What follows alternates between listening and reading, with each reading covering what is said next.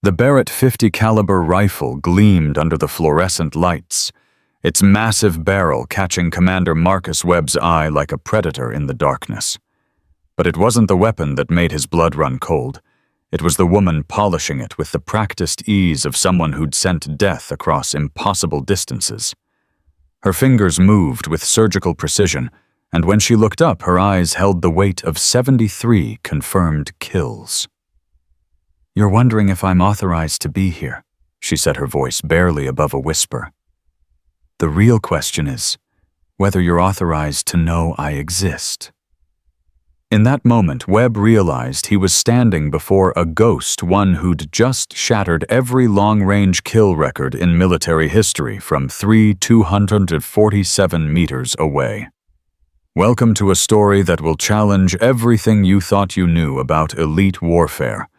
Stick with me until the end, and don't forget to comment your city below. I'd love to see how far this tale has traveled. The Bremerton Naval Base Armory was supposed to be empty at 0200 hours.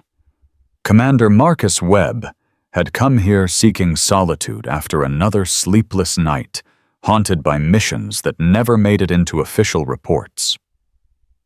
22 years with the SEALs had taught him that insomnia was just another tool. Use it or let it use you. He'd chosen the former, deciding to inspect tomorrow's weapons cache for the training exercise nobody was supposed to know about yet. The first sign something was wrong came from the shadows. A thin beam of light leaked from beneath the heavy steel door of Vault 7, the restricted section housing the long-range precision weapons. Webb's hand instinctively moved to his sidearm as his mind raced through possibilities. The security logs he'd checked 20 minutes ago showed no authorized entries. His clearance was one of only 3 that could access this vault without triggering a base-wide alert. He moved silently, years of combat operations having turned stealth into muscle memory. Through the reinforced glass window, he saw her, a figure in civilian clothes hunched over the maintenance bench. Dark hair pulled back in a tight bun. No visible identification badges, working on a Barrett M82A1 with the kind of familiarity that made his skin crawl. She was stripping and cleaning the rifle with movements so fluid they seemed choreographed, each component placed in perfect alignment on the bench. Webb's thumb found the safety on his Sig Sauer. He'd seen enough infiltrations to know they rarely announced themselves with gunfire. The smart ones came quietly disguised as maintenance staff or contractors. But this woman, she wasn't trying to hide. She worked under the full brightness of the overhead lights as if she belonged there more than he did. He pushed through the door, fast weapon drawn, but held low. "Hands where I can see them." Slowly. The woman didn't flinch. Her hands paused mid-motion, holding the rifle's bolt assembly, but she didn't look up. "Commander Webb," she said, voice carrying a hint of amusement. "Right on schedule. Though I expected you 5 minutes ago. The nightmares must be getting worse." The casual use of his name, the reference to his insomnia, Webb's grip tightened. "I said hands up. You're in a restricted area with classified weapons. One wrong move and you'll shoot an unarmed woman cleaning a rifle that's currently in 17 pieces." She finally looked up, and Webb found himself staring into eyes that seemed to catalog every detail of his stance, his weapon positioning, his tactical readiness. Gray eyes, he noted. Cold as winter steel. "That would be difficult to explain to Admiral Morrison, especially since he doesn't know you're here either." She was right. His late-night visit wasn't officially logged. But how could she know that Webb kept his weapon trained on her as he moved closer, noting the precision of her workstation? Every tool was medical-grade clean. The rifle components were arranged in an exact pattern he recognized from advanced sniper schools, but with subtle modifications he'd never seen before. Identification. Now. The woman smiled, an expression that never reached those calculating eyes. She reached slowly into her jacket pocket and produced a badge. But instead of handing it over, she placed it on the bench and slid it toward him with one finger. Webb risked a glance down and felt his world tilt. The badge was black, deep light, absorbing black that seemed to pull shadows into itself. No department logo, no name, just a single designation, Phantom Actual. Below it, a clearance code that shouldn't exist, Zebra 99. Webb had thought his Zebra 7 clearance was as high as it went. "That's not possible," he breathed, weapon lowering slightly. "Zebra clearances stop at 7. I would know—" "You would know what they allow you to know," she interrupted, returning to her work on the rifle. "Just like you know that tomorrow's training exercise isn't really training, and those blank rounds in Locker C aren't really blanks. Just like you know the visiting Colombian delegation includes 2 men who aren't really Colombian." Webb's blood chilled. The Colombian visit was beyond classified. It was compartmentalized to the point where even he only knew fragments. "Who are you?" "Jennifer Walsh," she said, threading the barrel back into the receiver with practiced ease. "Though you won't find that name in any database you have access to. You won't find my service record, my birth certificate, or my social security number. Officially, I'm less real than the ghost stories SEALs tell about operations that never happened." Webb moved to the computer terminal on the wall, keeping his peripheral vision on her.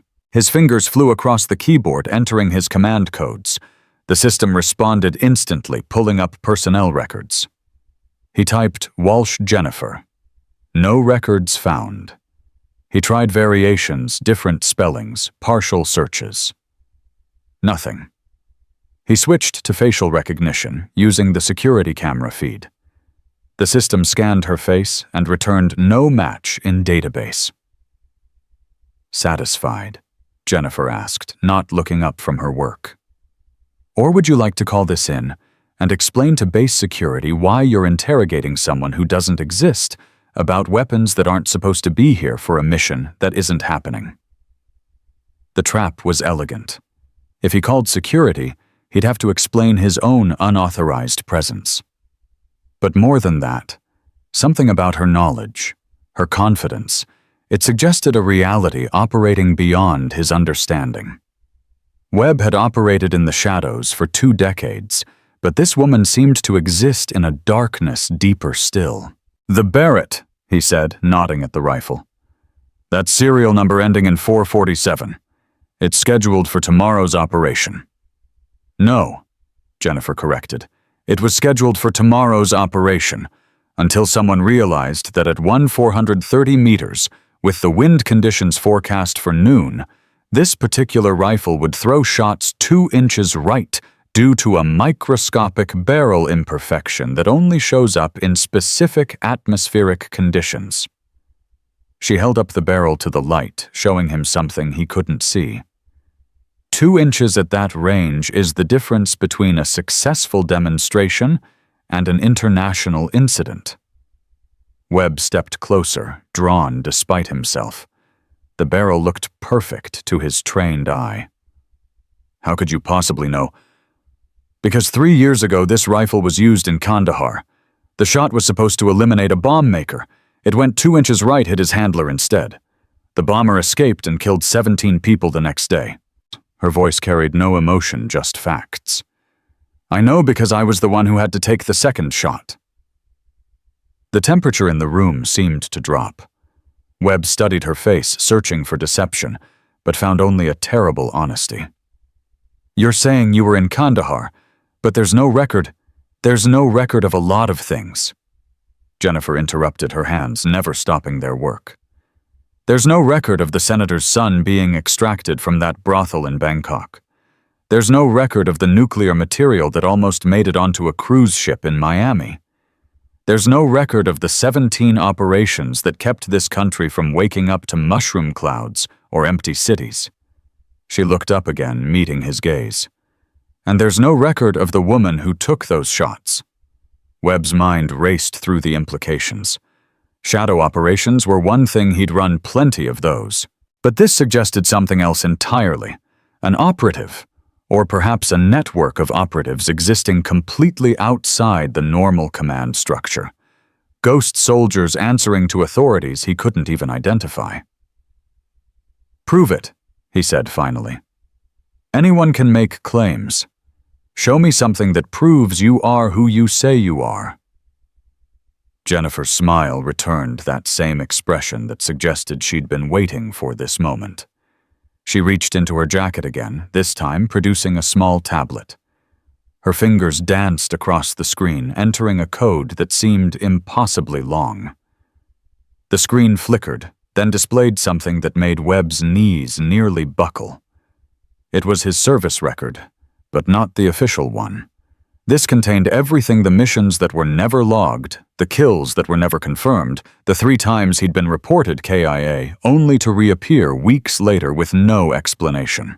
It even contained personal details: his ex-wife's maiden name, his daughter's college acceptance letter from last week. The fact that he'd been carrying the same challenge coin in his pocket for 15 years, a coin from a unit that supposedly never existed. How? The word came out as barely a whisper. "The same way I know that tomorrow's demonstration is actually an assassination disguised as an accident during a live fire exercise." Jennifer's hands continued their work, now reassembling the rifle's trigger mechanism. "The same way I know that one of those fake Colombians is actually a Russian asset who's been selling our operational intelligence for the past 18 months. The same way I know that without intervention tomorrow will end with 14 dead Americans and the start of a conflict we can't afford."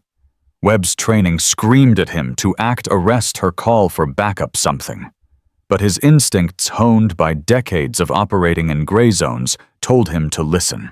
In his experience, the most dangerous truths came from people who shouldn't exist. If you know all this, why not go through proper channels? Why not?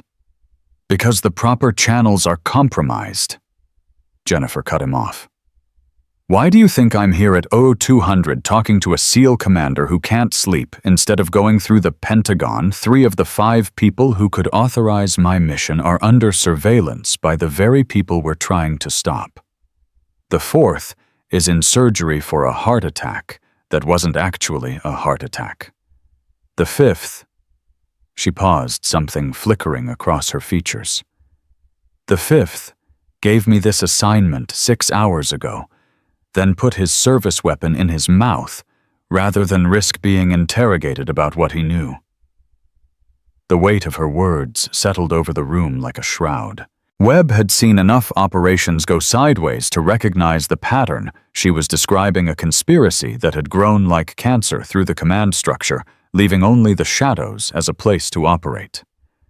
"So you're here to take the shot tomorrow," he said, the pieces falling into place, "during the demonstration."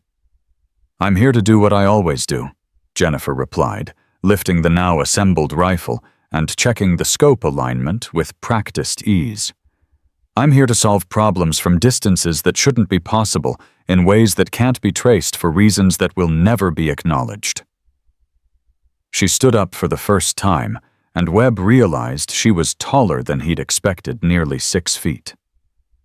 She moved with the contained grace of a predator, every motion economical and purposeful. She walked to the back wall where a laptop sat closed on a shelf. When she opened it, Webb saw a screen full of ballistic calculations that made his head spin. "The shot tomorrow will be from 3,247 meters, she said matter-of-factly. "That's just over 2 miles.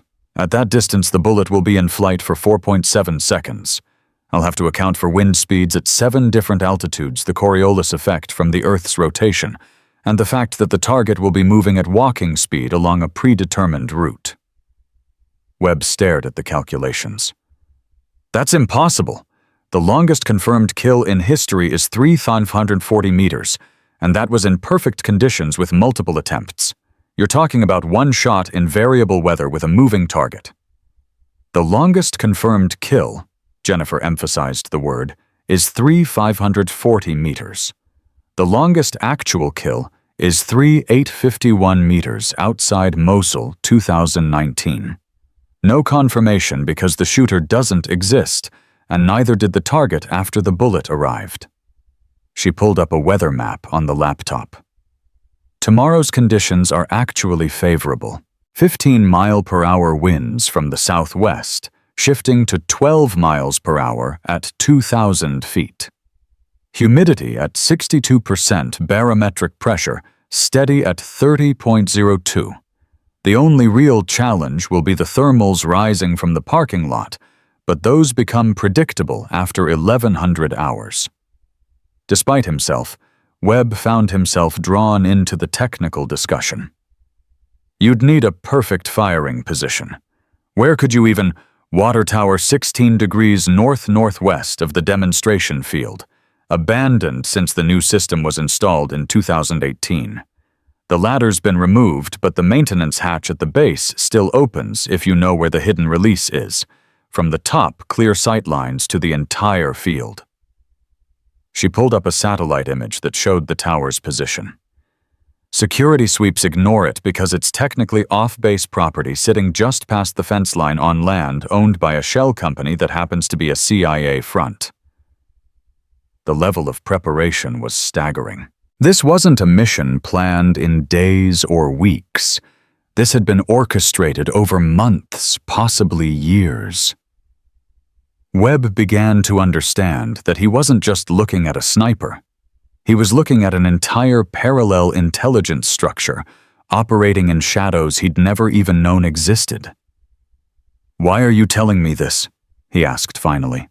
"If you're as capable as you claim, why reveal yourself to me?" Jennifer closed the laptop and turned to face him fully. For the first time, he saw something beneath the professional mask, a weariness that spoke of too many shots taken, too many secrets carried. "Because tomorrow, after I take that shot, there's going to be chaos. Security will lock down the base. They'll sweep every building review, every piece of footage, interrogate everyone with access, and they'll find nothing except one anomaly. The maintenance log for this vault will show an entry at 0200 hours authorized by you." Webb's hand moved back to his weapon. "You're setting me up." "I'm giving you a choice," Jennifer corrected. "Option 1. You report this conversation, security finds no evidence I exist. You're either dismissed as delusional or investigated for unauthorized access to classified weapons. Either way, the assassination happens tomorrow, and 14 Americans die. Option 2. You delete tonight's entry logs, go back to your quarters, and tomorrow you're nowhere near the demonstration field. One person dies instead of 14, and the investigation finds nothing because there's nothing to find. The moral calculus was brutal in its simplicity. Webb had made similar choices in the field Sacrifice 1 to save many. But this was different. This was home soil, and the rule of law supposedly meant something here. "How do I know you're telling the truth?" he asked. "How do I know this isn't some elaborate test or setup?" Jennifer walked back to the bench and pulled out a second device from her kit, a small scanner that looked like military hardware, but with modifications Webb didn't recognize. She passed it over the Barrett's scope, and it emitted a soft beep. The display showed a serial number that didn't match the one engraved on the scope itself. "This scope was replaced 6 weeks ago," she explained. "The original was damaged in transport, so they installed this one. But this isn't military issue. It's a Chinese copy, almost perfect, except for one thing. At extreme ranges, the reticle adjustment is off by 0.3 milliradians, unnoticeable at normal distances, but at 2 miles. She looked up at him. "At 2 miles, that's a 15-inch deviation, enough to turn a chest shot into a miss, or worse, a wound that creates a victim instead of a clean kill." Webb took the scanner, verified what she was showing him. The implications were staggering. Someone had deliberately sabotaged the weapon meant for tomorrow's demonstration. "This is evidence of nothing that matters right now," Jennifer interrupted. By tomorrow afternoon, this scope will have disappeared, replaced with the original. The paperwork will be perfect. The only question is whether 14 Americans die because of it, or whether someone who doesn't exist prevents that from happening. She began packing her equipment with the same precision she'd shown throughout. Each tool went into a specific pocket in her kit, each movement practiced to the point of unconscious competence. Webb watched his mind struggling to process everything he'd learned. "The target," he said suddenly. "You haven't told me who the target is." Jennifer paused in her packing. "Does it matter? Would knowing the name change the math? 14 innocent lives versus one guilty one. It matters to me." She studied him for a long moment, seeming to weigh risks and benefits like a computer calculating probabilities. Finally, she reached into her kit one more time and pulled out a photograph. She placed it on the bench without looking at it. Webb picked up the photo and felt his world shift again. He knew the face everyone in special operations did. A decorated officer, a war hero, someone who'd shaped policy at the highest levels. Someone who, according to Jennifer Walsh, would kill 14 Americans tomorrow, if not stopped. "That's not possible," he said. But even as the words left his mouth, he was remembering odd incidents, strange decisions, operations that had gone wrong in ways that seemed almost deliberate. He's been turned for 3 years, Jennifer said quietly. Blackmail at first, they had video of something that would have destroyed him. Then money enough to cover his son's medical bills. Finally, ideology. He genuinely believes now that America needs to be weakened to prevent a larger war. Tomorrow's incident is meant to justify pulling our forces out of 3 strategic locations, leaving them open for Russian occupation. Webb stared at the photograph, his entire worldview reshaping itself. How many operations had been compromised? How many soldiers had died because of this betrayal? "The evidence," he said. "There must be evidence.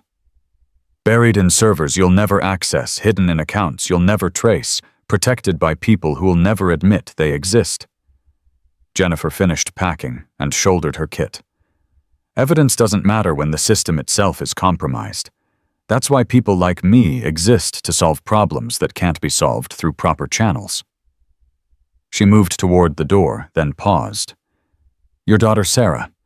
She's studying international relations at Georgetown, wants to follow in your footsteps, maybe join the agency." Webb stiffened, but Jennifer continued. "Tomorrow she's planning to surprise you by attending the demonstration. She pulled strings with her professor who knows someone on base. She'll be in the VIP section 15 feet from the target." The blood drained from Webb's face. "How do you—" "I know because it's my job to know. Because every variable matters when you're taking a shot from 2 miles away. Because the difference between success and failure isn't just ballistics, it's understanding every life that hangs in the balance."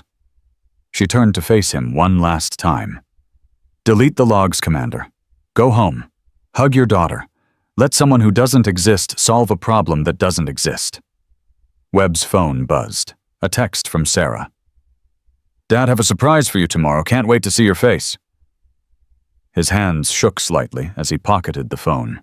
22 years of service, and it came down to this: trusting a ghost to save his daughter from a threat he couldn't prove, fired by a woman who didn't exist, for reasons that would never be acknowledged. "Wait," he called out as Jennifer reached the door. "Your record. 73 confirmed kills. That's more than any American sniper in history," she finished. Confirmed being the operative word. The real number. She paused her hand on the door handle. The real number would require a longer conversation about the nature of necessity, the weight of duty, and the price of keeping people safe from threats they'll never know existed. How do you live with it? For the first time, genuine emotion flickered across her features. Not regret exactly, but something deeper, an acknowledgement of cost. "I don't live with it," she said quietly. I exist with it. There's a difference. Living implies choices, freedom, the luxury of moral ambiguity.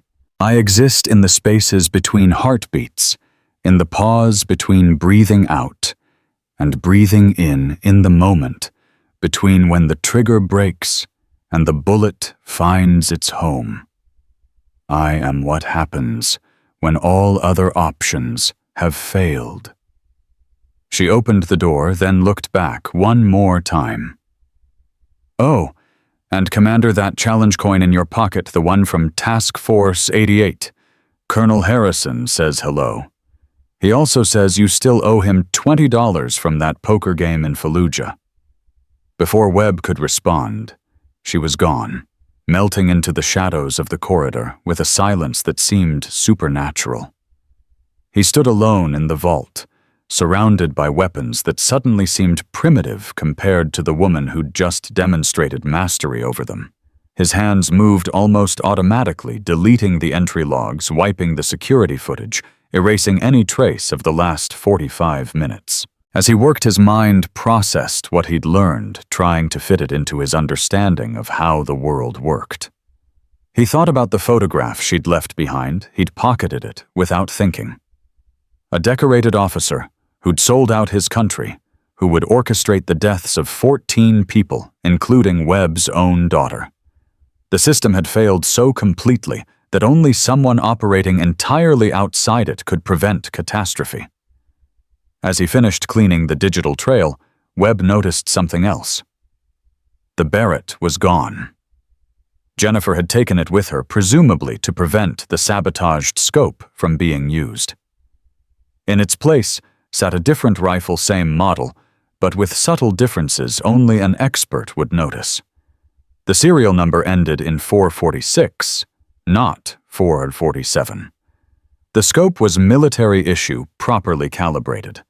She'd switched the weapons while he was deleting the logs, and he hadn't even noticed her return.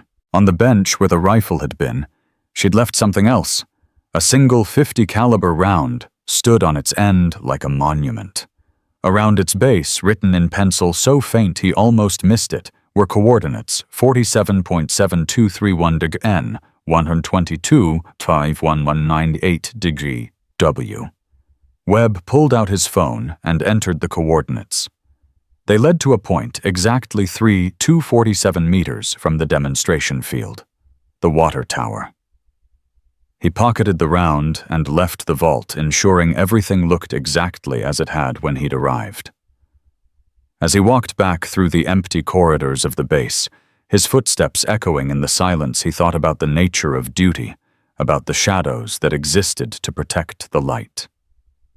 Tomorrow, at approximately 12:47 hours, someone who didn't exist would take an impossible shot to prevent a tragedy that would never be reported.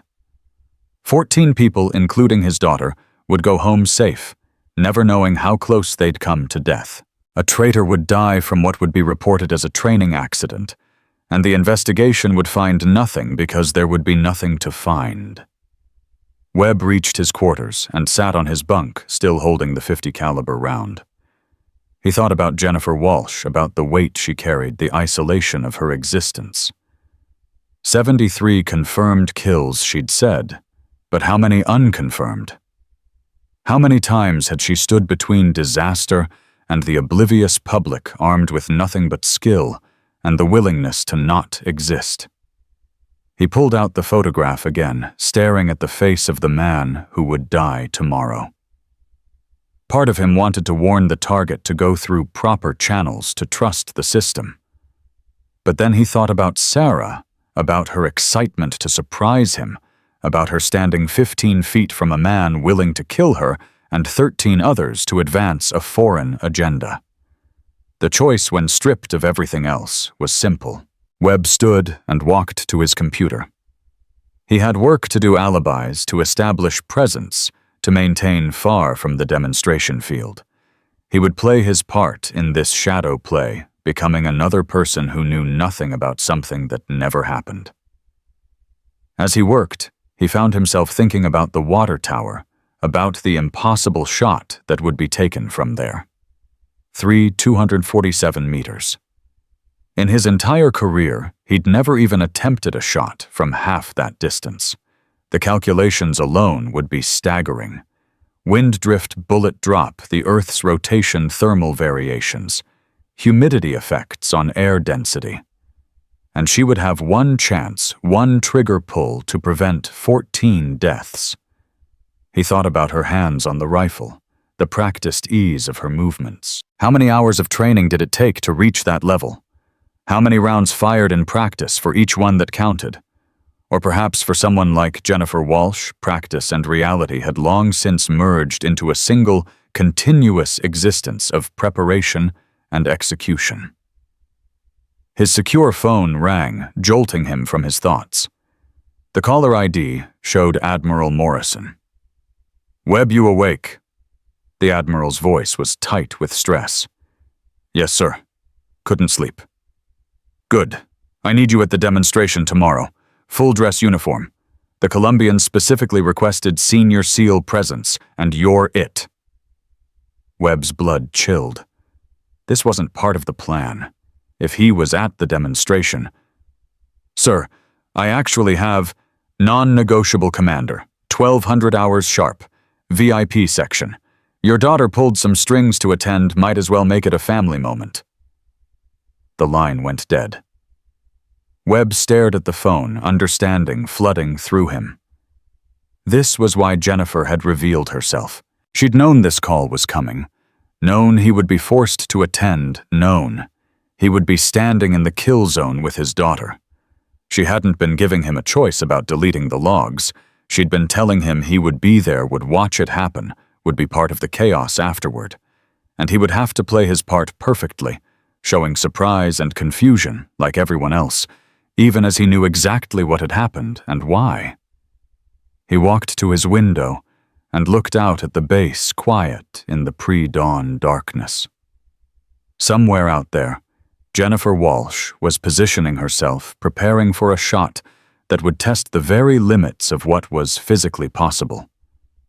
And somewhere else, a traitor was sleeping soundly, unaware that his last sunrise was already beginning to color the eastern sky.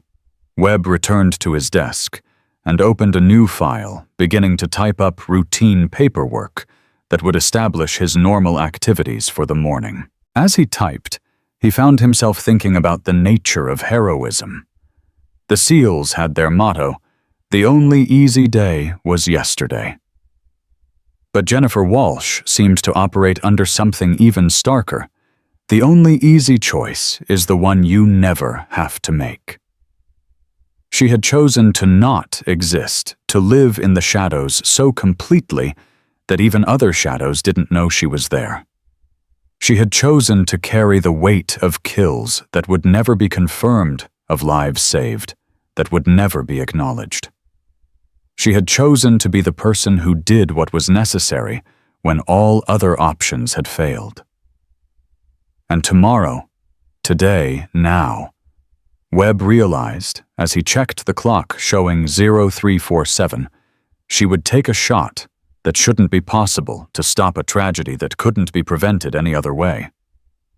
He pulled out the .50 caliber round, again, rolling it between his fingers. Such a simple thing, brass and lead and powder, but in the right hands it became something more. It became justice or vengeance or protection, depending on your perspective. Tomorrow it would become salvation for 14 people who would never know they needed saving. His phone buzzed. Another text from Sarah. "Dad, I know it's early, but I'm too excited to sleep. Tomorrow's going to be amazing." Webb typed back. "It will be memorable, sweetheart. I love you." He hit send, and then deleted both messages, a habit from years of operational security. No trace, no trail, no evidence, just like Jennifer Walsh herself existing in the spaces between recorded reality, doing what was necessary in the darkness so others could live in the light. Outside, the sky continued to brighten, stars fading as dawn approached.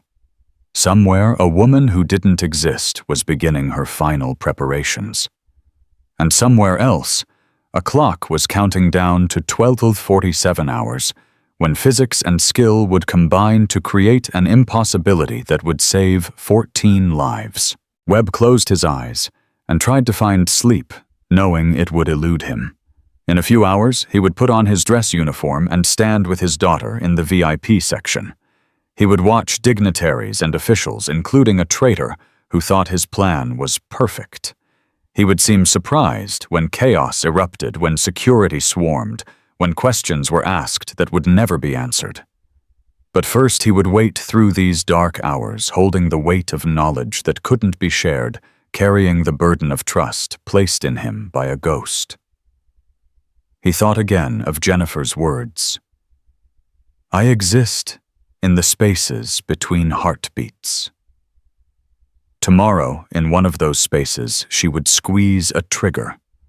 A bullet would fly for 4.7 seconds across an impossible distance, and the world would change in ways that would never be recorded, saved by someone who didn't exist for reasons that would never be acknowledged. Webb opened his eyes and looked at the challenge coin on his desk, the one from Task Force 88, the unit that didn't exist. He'd carried it for 15 years as a reminder that some truths lived outside official records. Tomorrow he would carry it again, a talisman of the shadows, a reminder that sometimes the most important battles were fought by people the world would never know. He stood and walked to his closet, pulling out his dress uniform. The medals and ribbons told a story of service, of sacrifice, of dedication to country. But they didn't tell the whole story. They couldn't. The whole story included people like Jennifer Walsh, whose service would never be decorated, whose sacrifices would never be acknowledged, whose dedication went beyond country to something more fundamental, the protection of innocent life by any means necessary.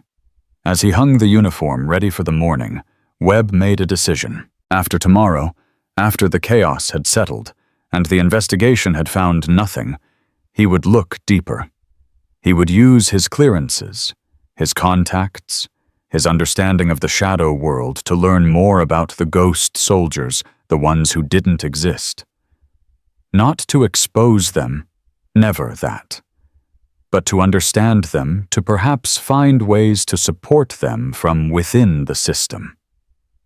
Because if Jennifer Walsh was right, if the proper channels were so compromised that only ghosts could operate freely, then people like him, people who straddled both worlds, had a responsibility to be the bridge. The thought brought him an unexpected peace. He'd found his purpose for tomorrow, to be the witness, the one person who would know the truth of what happened. Jennifer Walsh would take the shot, but he would carry the memory of it, would know that justice had been served, even if it could never be acknowledged. He returned to his desk and pulled out a notepad, beginning to write in a personal code he'd developed over the years, a mix of Sanskrit Morse and mathematical equations that would look like meaningless doodles to anyone else. He wrote down everything Jennifer had told him, every detail he could remember. Not as evidence, this would never see official channels, but as a record, a testament to the woman who didn't exist and the impossible shot she would take. As he wrote, the first rays of actual sunlight broke through his window, painting the room in gold and shadow. Fitting, he thought. The whole world was gold and shadow, light and dark, the seen and the unseen. Most people lived in the gold, never knowing about the shadows that protected them. But some people, like Jennifer Walsh, lived entirely in the shadow, ensuring the gold remained bright for everyone else. Webb finished his notes and burned them in his sink, watching the pages curl and blacken until nothing remained but ash. No evidence, no trail, no proof. Just like it should be. Just like she would want it. He checked the clock, 0500. 7 hours and 47 minutes until the shot. 7 hours and 47 minutes until 14 people didn't die. 7 hours and 47 minutes until a ghost saved the world in a way that would never be recorded. Webb finally lay down on his bunk, not to sleep, but to prepare. To center himself for the performance, he would have to give the surprise, he would have to show the ignorance, he would have to maintain. It would be the hardest mission of his career to know the truth and pretend he didn't, to watch salvation arrive at 800 feet per second and react as if it were tragedy. But he would do it. For Sarah, for the 13 others who would be saved, and for Jennifer Walsh, who would carry the weight of another kill that didn't officially happen. He would be her witness even if she never knew it. He would remember her shot, even if history wouldn't. The morning progressed with agonizing normalcy. Webb went through his routines, shower, breakfast, email checks, all, while his mind remained focused on the water tower, 247 meters from where he would stand. He wondered if Jennifer was already there, if she'd spent the night in position, or if she would arrive closer to time. How did someone who didn't exist move through a military base in daylight? But then he remembered her casual infiltration of the vault, her knowledge of systems and schedules, her ability to appear and disappear at will. She would be where she needed to be when she needed to be there. That was what ghosts did. At 0800, he received another call from Admiral Morrison. "Slight change of plans, Webb. The demonstration's been moved up, 11:47 instead of 1200. The Colombians have an earlier flight to catch." Webb's mind raced. Did Jennifer know? Could she adjust? 100 variables would need to be recalculated for the new time-sun position, wind patterns, thermal conditions. But even as worry crept in, he remembered her confidence, her preparation. She'd probably known about the time change before Morrison had. "Understood, sir. I'll be there." He made more routine calls, sent more routine emails, all while watching the clock march toward the moment of truth. At 1000, he put on his dress uniform, each medal and ribbon precisely placed. He looked at himself in the mirror, Commander Marcus Webb, decorated SEAL, loyal officer. No one looking at him would suspect he knew what was about to happen. At 10:30, his daughter called. "Dad, I'm already here. This is so exciting. I'm in the VIP section. Professor Williams got us amazing seats." "That's wonderful, sweetheart." He managed his throat tight. "I'll see you soon." At 1100, he left his quarters and walked toward the demonstration field. Other personnel moved around him, chatting about routine matters, unaware they were walking through history. He saw the VIP section in the distance, saw the podium where officials would speak, saw the field where the demonstration would occur. And beyond it all, barely visible, the water tower rose against the sky. Webb's dress shoes clicked against the asphalt as he approached the demonstration field, each step carrying him closer to a moment that would exist only in the memories of those who survived it. The morning sun had climbed higher now, casting sharp shadows that seemed to divide the world into zones of visibility and concealment. He found himself unconsciously calculating angles, distances, probable positions, skills that 22 years of combat had burned into his nervous system. The VIP section was already filling with brass and dignitaries. He spotted his daughter immediately. Sarah stood near the front row, her blonde hair catching the sunlight as she laughed at something her professor was saying. The sight of her there so close to where it would happen made his chest tighten. But he kept his expression neutral, the mask of a career officer firmly in place. "Commander Webb," Admiral Morrison's voice cut through the morning air. The older man approached with his characteristic purposeful stride, his uniform immaculate despite the warming day. "Glad you could make it. The Colombians are particularly interested in our special operations capabilities." Webb saluted crisply. "Happy to represent the team, sir." Morrison leaned in, slightly lowering his voice. Between you and me, there's more riding on this than just international relations. Word from DC is that this could open up significant funding for new operations in South America. The kind of operations your boys specialize in. The irony was almost suffocating. Morrison had no idea he was discussing future operations with a dead man walking, or rather standing next to one. Webb's eyes flicked to the delegation assembling near the podium. He recognized most of the faces from intelligence briefings, but two stood out. They carried themselves differently, their eyes constantly scanning their positions, always allowing for maximum visibility. Russian training if Jennifer was right.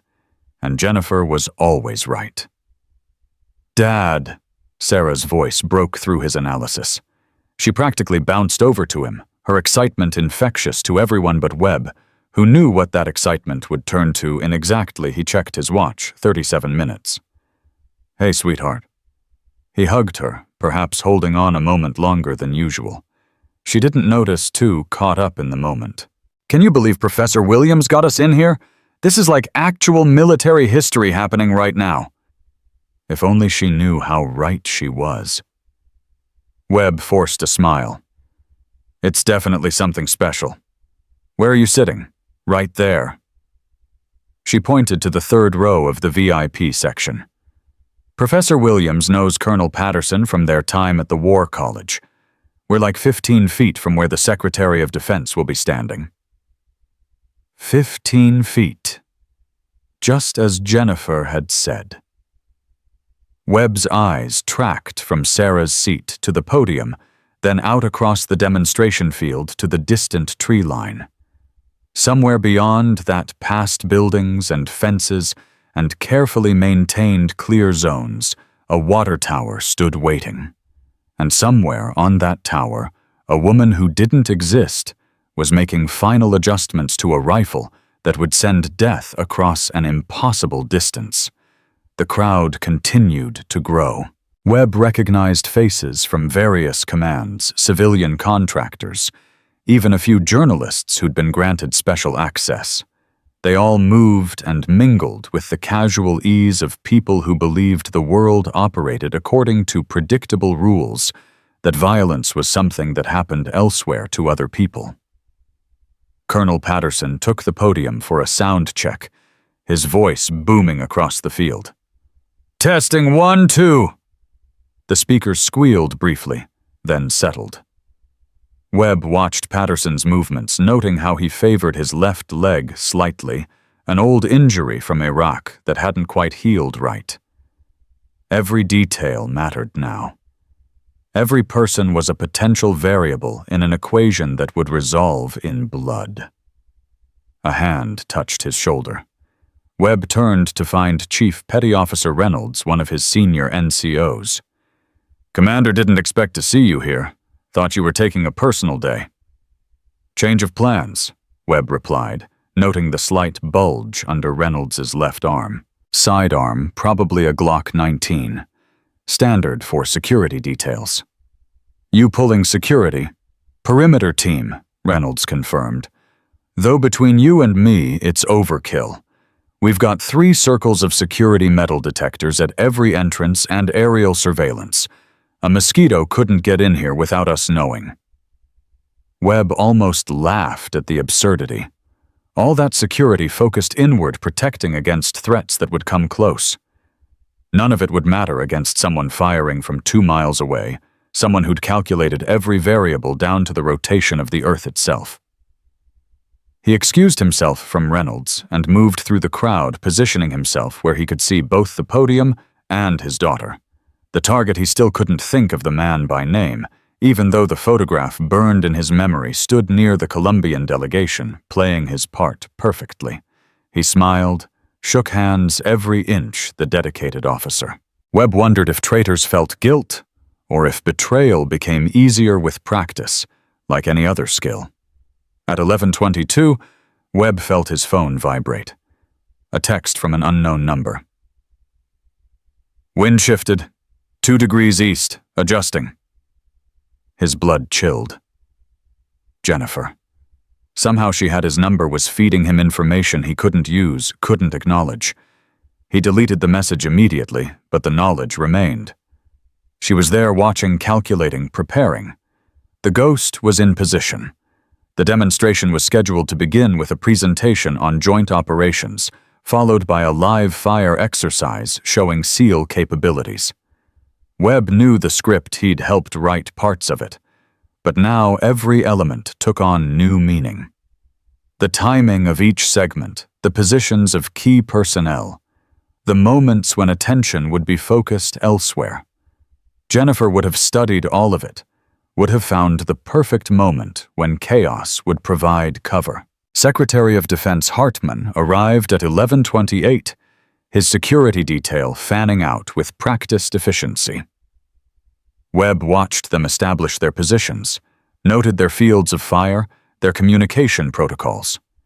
Good men and women doing their jobs completely unaware that the real threat was already in motion, traveling at 800 feet per second from a distance their training hadn't prepared them for. The crowd settled into their seats. Webb remained standing at the edge of the VIP section, unable to sit, unable to relax. His entire body was coiled like a spring, waiting for the moment when everything would change. He saw Sarah wave at him from her seat, and forced himself to wave back to maintain the facade of normalcy, even as his watch showed 11:34. 13 minutes. Colonel Patterson returned to the podium, beginning his introduction. His words washed over Webb without meaning something about international cooperation, shared values, the importance of military partnerships. Empty rhetoric that would be forgotten the instant the bullet arrived. Webb's eyes tracked to the target again. The man had moved slightly now, standing directly in line with the podium, exactly where someone would stand if they wanted to be seen as important, but not presumptuous. It was perfect positioning for Jennifer's shot. Clear lines, no risk of collateral damage, multiple angles of approach. Even in his treason, the target's military training showed through. At 11:39, Webb noticed something else. A subtle shift in the crowd's energy. Most wouldn't have caught it, but his trained instincts screamed warnings. He identified the source quickly. 3 men in civilian clothes who'd entered from different points, but were slowly converging on the VIP section. Their movements were too coordinated, too purposeful. They weren't part of the official security. His hand moved instinctively toward his sidearm before he remembered he wasn't carrying one. Dress, uniform, ceremonial occasion. He was as unarmed as the civilians around him. The realization that Jennifer might have been wrong, that the threat might be more immediate than a traitor's long game, sent ice through his veins. But then one of the men spoke into a nearly invisible earpiece, and Webb recognized the stance, the watchfulness. Secret Service, probably an advance team for someone important who hadn't been announced. The relief that flooded through him was immediately replaced by new concern. More security meant more eyes, more chances for Jennifer's shot to be traced, investigated, discovered. 11:42. 5 minutes. The demonstration began with a video presentation on the massive screen that had been erected beside the field. Images of SEALs in action, carefully edited to show capability without revealing classified techniques. Webb barely saw it. His attention was split between watching the target monitoring his daughter and calculating angles from the water tower he couldn't see but knew was there. Then something changed. The target received a phone call, his expression shifting from casual interest to sharp attention. He stepped away from the delegation, moving toward the edge of the gathering. Webb's mind raced. Was this part of Jennifer's plan? Had something gone wrong? The target was moving away from his predicted position, changing the angle, potentially putting others at risk. Webb forced himself to breathe normally, even as his thoughts spiraled. Jennifer would have contingencies. Someone who could calculate a shot across 2 miles would have accounted for target movement. But doubt crept in. What if she couldn't adjust in time? What if the shot went wide? What if Sarah, 11:404? 3 minutes. The video ended, and live demonstrators took the field. SEALs in full combat gear began showing room-clearing techniques in a mock building that had been constructed for the occasion. The crowd's attention shifted to the action, everyone leaning forward to watch. It was perfect misdirection, Webb realized. When Jennifer took her shot, everyone would be looking the wrong way. The target finished his call and began moving back toward his original position. But something in his body language had changed. He looked agitated, concerned. His eyes swept the crowd with new intensity, as if searching for threats. Had someone warned him? Was the conspiracy deeper than Jennifer knew? 45. 2 minutes. Webb's phone vibrated again. Another unknown number. Target aware. Accelerating timeline. 45 seconds. His heart hammered against his ribs. 45 seconds. Not even 2 minutes. The demonstration on the field continued, the operators breaching a door with controlled explosives. The bang echoed across the field, and several people in the crowd jumped. Sarah laughed at her professor's startled reaction. She had no idea that in 45 seconds now, 40, her world would change forever. The target was definitely nervous now. He kept touching his chest as if adjusting a bulletproof vest under his uniform. But Webb knew better. Even military-grade armor wouldn't stop a .50 caliber round at any range, much less one fired by someone of Jennifer's skill. The man was touching his chest because his body knew on some primitive level that death was coming. 30 seconds. Webb positioned himself behind Sarah's row, close enough to pull her down if needed, far enough that his movement wouldn't draw attention. His muscles tensed, ready to react. Around him, the crowd remained oblivious, absorbed in the demonstration. The SEALs on the field were setting up for their finale, a fast rope insertion from a helicopter that was approaching from the east. 20 seconds. The target pulled out his phone again, started to dial. His fingers shook slightly. Whatever he'd learned in that first call had spooked him badly. He began moving toward the exit, no longer caring about maintaining appearances. 10 seconds. The helicopter noise grew louder, its rotors beating the air into submission. People looked up, shielding their eyes from the sun to watch it approach. Webb kept his eyes on the target, who was now walking quickly, almost jogging. 5 seconds. The target reached the edge of the VIP section. Another step, and he'd be behind cover, out of Jennifer's line of sight. Webb's mind screamed at the injustice of it. 14 people would die because the shot was 3 seconds too late. 3 seconds. The helicopter passed directly overhead, its downdraft whipping hair and clothes, causing people to grab their hats and laugh at the sudden chaos. 2 seconds. The target took another step. 1 second. Webb heard it before he saw it, not the shot itself, which was too far away, but the sound of impact. A wet, heavy thud that he'd heard too many times in too many places. The target's chest exploded outward in a spray of red that painted the grass behind him. He stood for a moment looking down at the impossible wound with an expression of pure surprise, then crumpled forward like a marionette with cut strings. For a heartbeat, nobody moved. The helicopter noise had masked the impact, and the distance between the VIP section and where the target fell meant most people hadn't seen it happen. Then someone screamed high and piercing, and chaos erupted. Security personnel converged from every direction, weapons drawn, shouting commands that contradicted each other. Get down, move to cover, secure the secretary.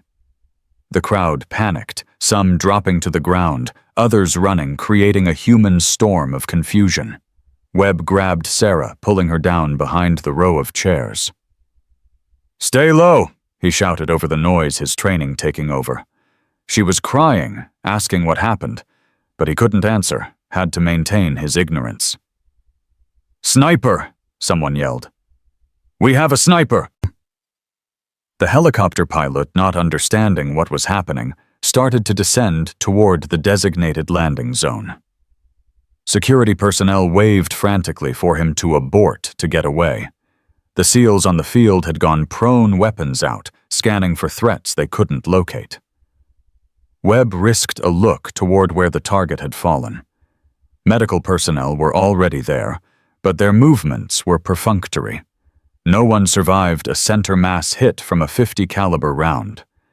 The man who would have killed 14 people was very definitively dead.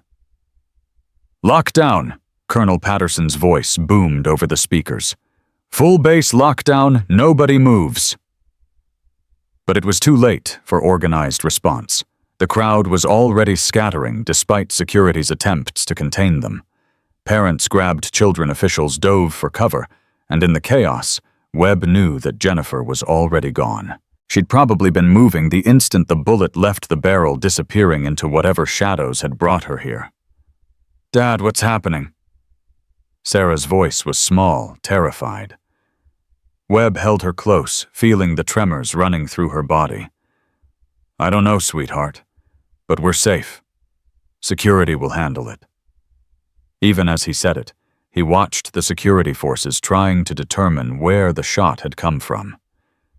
They were looking at the buildings, the tree line, anywhere within a reasonable range. None of them were looking 2 miles away at an abandoned water tower that shouldn't have been a factor. Admiral Morrison appeared beside them, his face pale but composed. "Webb, get your daughter out of here. Use my vehicle." He handed Webb a set of keys.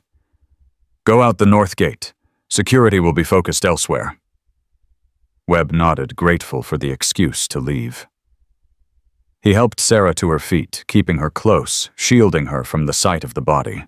As they moved toward the parking area, he heard Patterson on the radio, coordinates being called out, search teams being dispatched. They'd find nothing.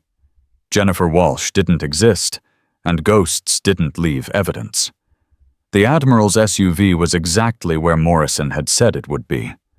Webb got Sarah inside, then paused before getting in himself. He looked back at the chaos surrounding the demonstration field, at the security personnel running in organized confusion at the place where a traitor had died to save 14 innocent lives. His phone vibrated one last time. The message was simple. 14 safe, ghost returning to shadows. Until next time, Commander. He deleted the message and got in the vehicle. As he drove through the north gate, using Morrison's clearance to bypass the lockdown, Webb thought about what had just happened. In the official report, this would be an assassination by an unknown sniper. Motive unclear, method undetermined. There would be investigations, hearings, demands for accountability, and they would find nothing because nothing had happened. A ghost had saved 14 lives, and ghosts didn't exist. Sarah was quiet in the passenger seat, still processing the trauma of what she'd witnessed. Webb wanted to tell her the truth, to explain that she'd been saved by someone who'd given up everything to stand between the innocent and those who would harm them. But that truth would have to remain unspoken, carried only by those who lived in the shadows. As they drove away from the base, Webb saw the water tower in his rearview mirror, standing silent against the sky. Somewhere, Jennifer Walsh was disappearing into whatever network had created her, preparing for the next time the proper channels failed, the next time someone had to take an impossible shot to prevent an unthinkable tragedy. He thought about her words, "I exist in the spaces between heartbeats." Now he understood what she meant. She existed in the moments where civilization balanced on a knife's edge, where one decision, one shot, one action could tip the scales between order and chaos. She was the guardian. Nobody knew they needed the shield. Nobody knew protected them. They drove in silence for several minutes before Sarah spoke. "Dad, that man who died, did you know him?" Webb considered his answer carefully. "I'd seen him around. He was complicated." "Do you think they'll catch whoever did it?" He glanced at his daughter, alive and safe because of Jennifer Walsh. "No, sweetheart. I don't think they will." And somewhere in the shadows between existence and non-existence, a ghost was already preparing for the next impossible shot, the next necessary kill, the next time the world would be saved by someone who didn't exist.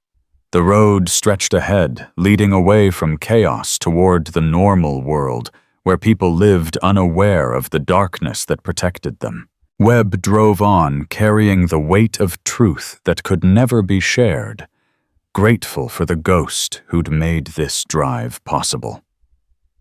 Behind them, the base remained in lockdown security forces chasing shadows that had already vanished. The investigation would be thorough, professional, and ultimately futile. Because some problems could only be solved by those who didn't exist, and some shots could only be taken from impossible distances by impossible people. The Barrett .50 caliber round still sat in Webb's pocket, a tangible reminder of an intangible encounter.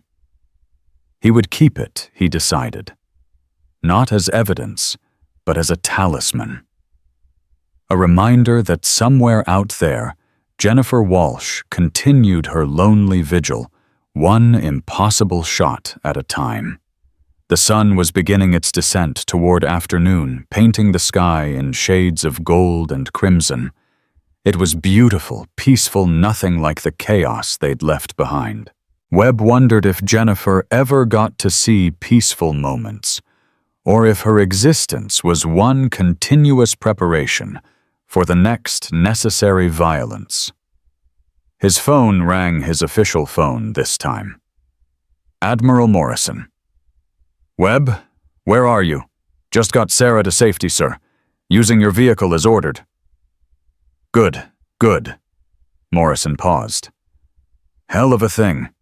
We've got every available unit searching, but whoever did this was a professional. Maybe the best I've ever seen." If only he knew how right he was. "Any theories on motive, sir?" "That's the strange part. The victim turns out there were some irregularities in his recent activities. Financial anomalies, unexplained meetings.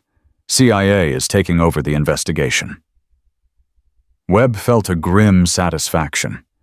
Even in death, the target's treason would be discovered. Not the full truth, perhaps, but enough to justify what had happened to those who needed justification. "What do you need from me, Admiral?" "Full debrief tomorrow, 0800.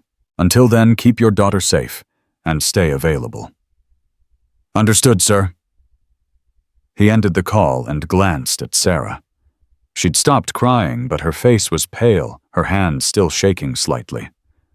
"Dad, why would someone do that? Just kill someone like that?" It was the eternal question, the one every soldier faced eventually.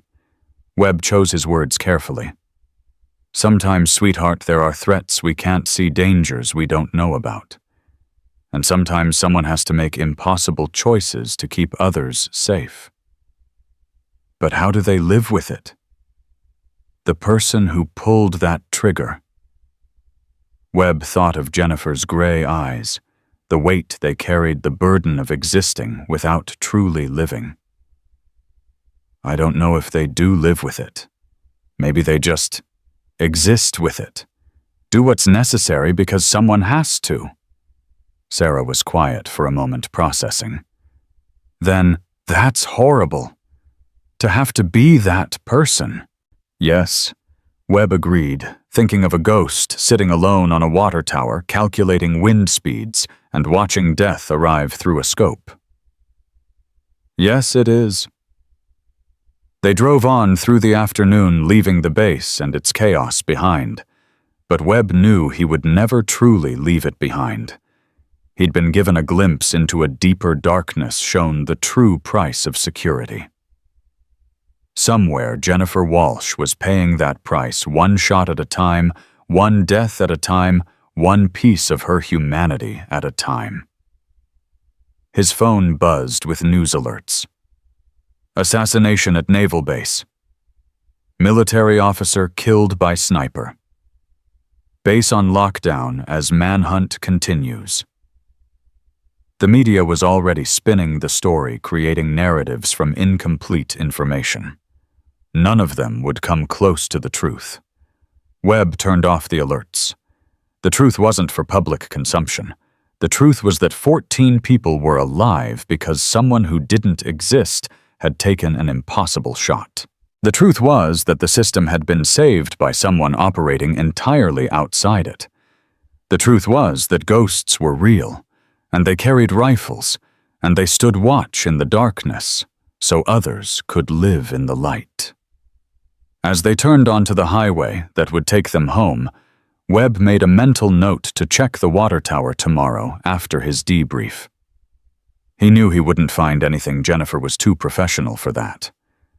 But he needed to see it, to stand where she had stood, to try to understand the magnitude of what she'd accomplished. 247 meters. Over 2 miles. In wind, with a moving target under time pressure. It should have been impossible. But then Jennifer Walsh herself should have been impossible. A person with no records, no history, no existence beyond the violence she prevented and the lives she saved. Dad, Sarah's voice pulled him back to the present. Thank you for getting me out of there, for keeping me safe. Webb reached over and squeezed her hand. Always, sweetheart. Always. But silently, he thanked someone else. Someone who would never hear it, never know it, never be acknowledged for it. Thank you, Jennifer Walsh, wherever you are. Thank you for existing in the spaces between heartbeats. Thank you for taking the impossible shot. Thank you for saving my daughter. The road stretched on, carrying them away from one reality toward another. Behind them, the investigation continued, chasing shadows and ghosts. Ahead, normal life waited unchanged because someone had ensured it would remain unchanged. And somewhere in a place that didn't exist on any map, a woman cleaned a rifle and prepared for the next time the world would need saving by someone who wasn't there. The debrief room at 0800 was suffocating despite the industrial air conditioning. Webb sat across from 3 investigators, CIA Naval Intelligence, and someone who didn't identify themselves, but whose eyes held the kind of darkness Webb recognized from mirror reflections after particularly brutal operations. They'd been at it for 2 hours already, cycling through the same questions with subtle variations, looking for inconsistencies that didn't exist, because Webb's ignorance was genuine in every way that mattered. Walk us through it one more time, the CIA operative said, her voice carrying the patient tone of someone who'd broken harder men than Webb. Your position when the shot was fired. Webb recited his story again, each detail matching his previous tellings. Because it was true, he had been standing behind his daughter, he had heard the impact, he had reacted according to training. What he didn't tell them was that he'd been expecting it, that he'd known to the second when death would arrive from an impossible distance. The unnamed investigator leaned forward slightly. Commander, you've operated with some of our most classified units. Task Force 88, for instance. Webb's expression didn't change, but internally he noted the probe. They were fishing, looking for connections to shadow operations. That unit doesn't exist, sir. No, the man agreed. It doesn't. Just like certain operators don't exist. Just like certain capabilities we don't officially possess. He slid a photograph across the table. Have you ever seen this woman? Webb's blood chilled, but his face remained neutral as he looked down at the image. It was grainy, captured from a security camera at distance, but the figure was unmistakably Jennifer Walsh. She was walking through what looked like an airport, her face partially obscured by shadows and angle, but those calculating gray eyes were visible enough. "No, sir. Should I have—" The unnamed man studied Webb's face with an intensity that felt like being X-rayed. This image was captured at Dulles Airport 16 hours before yesterday's incident. The woman in question used credentials that checked out perfectly until we dug deeper, then they evaporated like smoke. She's a ghost, Commander. A very dangerous ghost. "If you say so, sir." Webb pushed the photograph back across the table, his fingers steady despite the adrenaline flooding his system. "But I've never seen her." "Interesting," the CIA operative interjected, "because facial recognition suggests she's been within 500 meters of you on at least 6 occasions over the past 3 years. Always at locations where something significant happened shortly afterward." Webb's mind raced, but he maintained his composure. "I've been to a lot of places where significant things happened, ma'am. Nature of the job." The naval intelligence officer, who'd been silent until now, suddenly spoke up. "The shot yesterday, ballistics suggests it came from approximately 2 miles away. That's beyond the capability of most weapons systems, certainly beyond most shooters. We're talking about maybe a dozen people in the world who could make that shot." "Then you have a short list to work from," Webb replied evenly. "We do," the unnamed investigator said. "And you know what's curious? 3 of those shooters died in the last 18 months. Accidents, they said. Heart attack, car crash, climbing accident. The others are accounted for military snipers in various countries, all with solid alibis." He leaned back, letting the implication hang in the air. Someone was eliminating world-class snipers, or those snipers were being disappeared into something deeper. Webb thought of Jennifer's claim about 73 confirmed kills and wondered how many of those had been brother and sister ghosts who'd outlived their usefulness or been compromised. "There's another curious thing," the CIA operative added, pulling out a tablet. "The victim, we've discovered some disturbing irregularities. Financial transfers to accounts we can't trace, meetings with individuals who technically don't exist, classified information accessed outside normal protocols." She looked up at Webb. "It's almost as if someone wanted us to find this evidence. As if the assassination was actually an execution, and someone's making sure we know why." Webb thought of Jennifer's meticulous planning, her knowledge of systems within systems. Of course she'd left breadcrumbs enough to justify what happened without revealing the full scope of the conspiracy. "Maybe whoever killed him knew what he was," Webb suggested carefully. "Maybe this was house cleaning."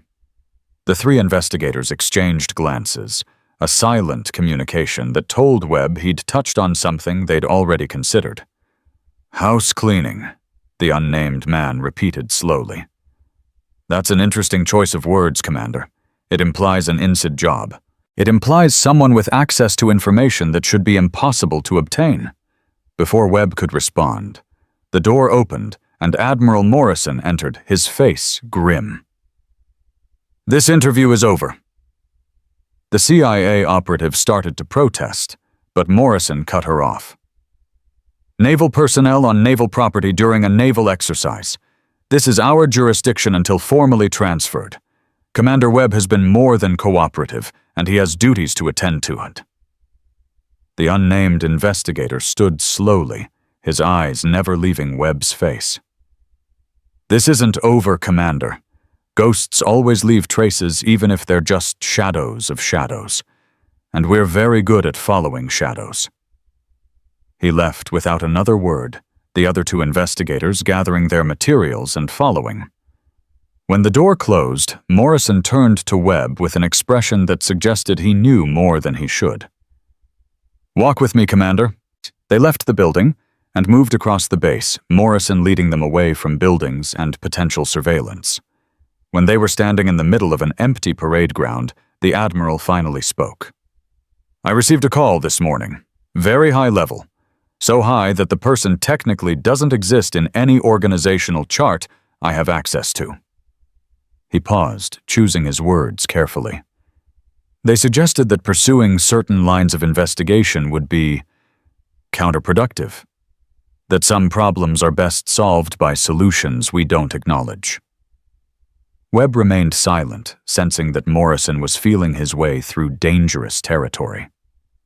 They also suggested, Morrison continued, that you might have insights into events that you're not sharing, not because you're being deceptive, but because you understand that some truths are too dangerous for official channels. "Sir, I've told the investigators everything I saw." "I'm sure you have," Morrison agreed. "Everything you saw. But sometimes, Commander, what we don't see is more important than what we do. Sometimes the absence of evidence is itself evidence." He pulled out a sealed envelope from his jacket. "This came through diplomatic pouch this morning. No return address, no routing information, just your name and a classification level I've never seen before." He handed it to Webb. "Whatever this is, it doesn't exist. This conversation doesn't exist. And whatever you learn from that envelope, that especially doesn't exist." Morrison walked away without another word, leaving Webb standing alone with the envelope. It was light, probably containing only a single sheet of paper, but it felt heavy with implication. The classification marking on the outside was the same deep black as Jennifer's badge, Zebra 99. Webb looked around carefully, ensuring he was truly alone, then opened the envelope. Inside was a single photograph and a brief note. The photograph showed the water tower from an angle that revealed the shooting position, a small platform near the top that shouldn't have been accessible, but clearly had been. Someone had drawn trajectory lines on the photo, showing the exact path the bullet had taken, annotated with wind speeds, elevation changes, and atmospheric conditions. The note was even more unsettling. Written in neat feminine handwriting, it said, "The Colombian delegation included a third hostile. Check the one with the medical condition. Tomorrow, 1500 hours, he has a doctor's appointment he won't survive unless intercepted. You know where to find me if you want the details. J." Webb's hands trembled slightly as he processed the implications. The assassination hadn't ended the threat, it had only removed one player. The conspiracy was deeper, and Jennifer was still operating, still hunting. And now she was reaching out to him, pulling him into her shadow world. He destroyed the note and photograph, immediately burning them with his lighter and scattering the ashes. But the information remained burning in his mind. A third hostile in the Colombian delegation. Someone with a medical condition. Someone who was planning something for tomorrow afternoon. Webb pulled out his phone and checked the official schedule. The Colombian delegation was touring the naval hospital tomorrow, a gesture of medical cooperation between the two countries.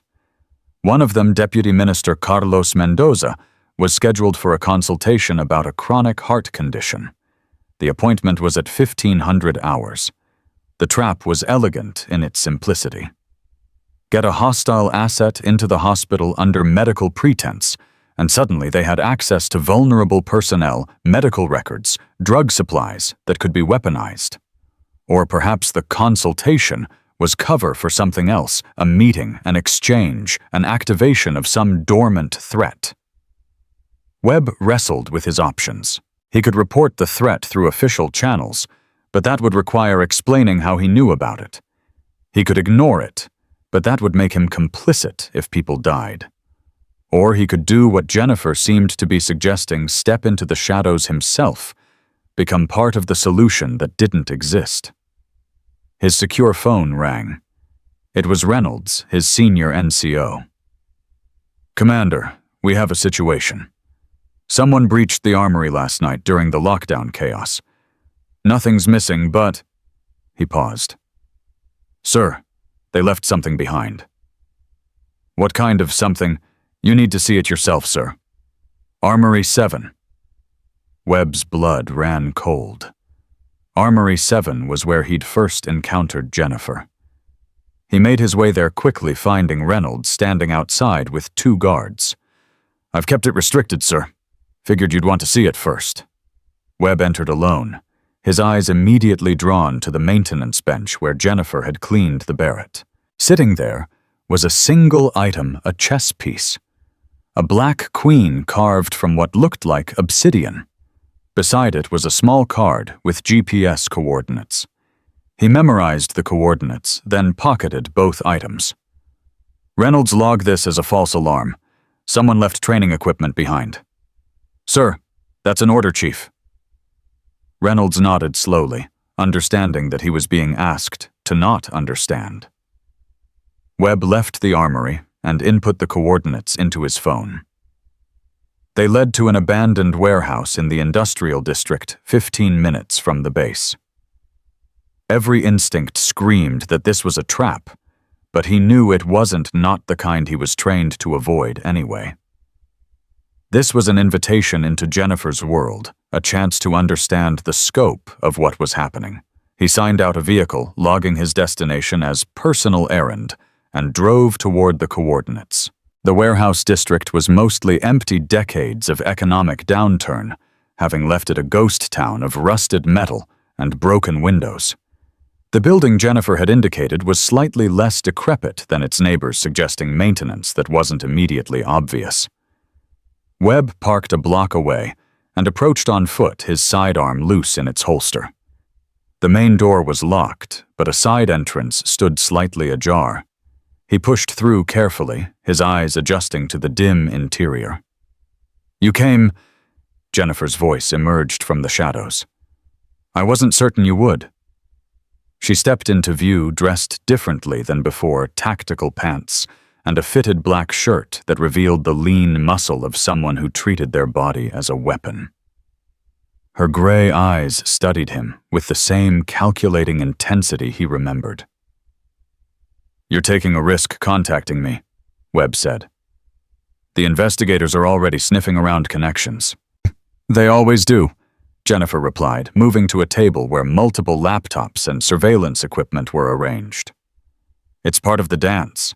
They look for ghosts, find shadows, report nothing, because admitting we exist would mean admitting the system has failed so completely that unofficial solutions are necessary."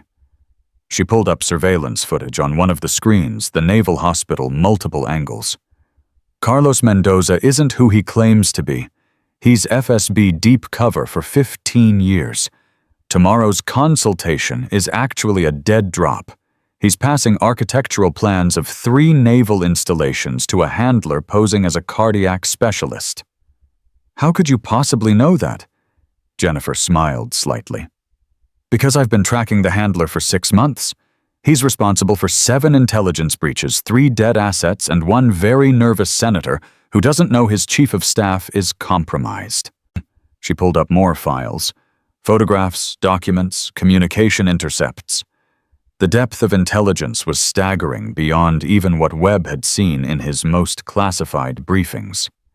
"This is bigger than one conspiracy," he breathed, seeing the connections spreading like a web across the screen. "This is the war nobody knows we're fighting," Jennifer confirmed. "Nation-states are obsolete. The real conflict is between systems' official structures bound by laws and oversight and shadow networks that operate without restrictions. We're losing commander. Every day another piece of our security apparatus is compromised, sold, or turned. And you're fighting back alone." "Not alone," Jennifer said, and for the first time he heard something like vulnerability in her voice. "There are others like me, ghosts who've given up existence to preserve what matters. But we're being hunted, eliminated one by one. Those dead snipers your investigators mentioned, they were my colleagues, my friends, if ghosts can have friends." She turned to face him fully. "I need someone inside the system. Someone who can act on intelligence without revealing its source. Someone who understands that sometimes the only way to save the light is to work from the darkness." Webb understood what she was asking. She wanted him to become a bridge between worlds, to maintain his official existence while acting on ghostly intelligence. It would mean living a constant lie, risking everything trusting someone who technically didn't exist. Why me? Because you didn't report me that night in the vault. Because you deleted those logs without hesitation. Because when you realized your daughter was in danger, you didn't try to stop me, you trusted me. She paused. And because you carry that Task Force 88 challenge coin like a talisman, a reminder that you've already lived in the shadows once. Webb's hand unconsciously went to his pocket where the coin rested. She was right, of course. He'd already crossed lines, already operated in spaces between official reality and necessary action. What would you need me to do about Mendoza? Jennifer pulled up a detailed plan on one of the screens. Nothing dramatic. A gas leak in that wing of the hospital would require evacuation. The appointment would be cancelled, the dead drop disrupted. The handler would abort, and we'd have time to feed Mendoza false intelligence that would burn the entire network when acted upon. A gas leak, Webb repeated. Convenient, accidental, plausible. The best solutions always are, Jennifer agreed. The question is whether you're willing to create that leak. Webb thought about the 14 people who were alive because Jennifer had taken an impossible shot. He thought about the intelligence breaches, the dead assets, the ongoing damage to national security. He thought about his daughter living in a world she believed was protected by laws and institutions that were increasingly compromised. I'll need more than your word, he said finally. I need to verify at least some of what you're showing me. Jennifer nodded, apparently expecting this. She handed him a flash drive. Everything on Mendoza is there, including communications he thinks were destroyed and financial records that trace back to Moscow. Show it to Admiral Morrison. He has the clearance to verify it through channels I can't access. But be careful. One of his staff officers is under surveillance by the same people who turned your target yesterday. Which officer? Lieutenant Commander Patricia Hayes. She's not turned yet, but they have leverage on her brother, a gambling debt that's about to destroy his life unless she cooperates. Jennifer pulled up Hayes's file. If Morrison could arrange for that debt to disappear, we'd remove their leverage and keep a good officer clean. The casual way she discussed manipulating lives and events was chilling, but Webb recognized the brutal calculus of intelligence work. Save one person to save many, remove one threat to prevent dozens. Assuming I verify this and create your gas leak, what then? Then we prevent the next catastrophe, and the one after that, Jennifer said. The war doesn't end, Commander. It just gets fought in different shadows by different ghosts. She moved closer, and he could see the exhaustion behind her controlled exterior. I've been doing this alone for too long. Fighting battles nobody knows about, taking shots, nobody acknowledges carrying weight that doesn't officially exist. I need an ally, someone who can help bear the load. And if I say no, if I walk away right now, then you walk away, she said simply. I disappear. You never hear from me again, and you go back to your official life. But every time something goes wrong, a terrorist attack that shouldn't have succeeded, an asset burned, who shouldn't have been exposed, a system compromised that should have been secure, you'll wonder if it could have been prevented.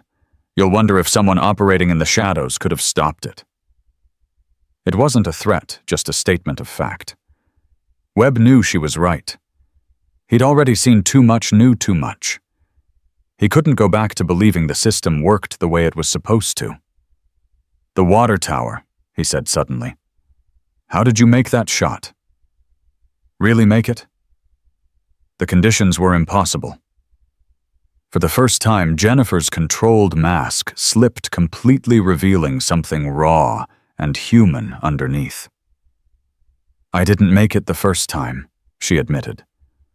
I've been practicing that exact shot for 3 months. Every variable, every condition, every possible complication. I've fired that shot over 1,000 times in simulations, hundreds of times in reality, from towers across the country that matched the profile. She looked away. I knew that shot would be necessary eventually. I knew someone would position themselves perfectly for it. I just had to be ready when the moment came. The dedication was staggering. 3 months of preparation for a single trigger pull.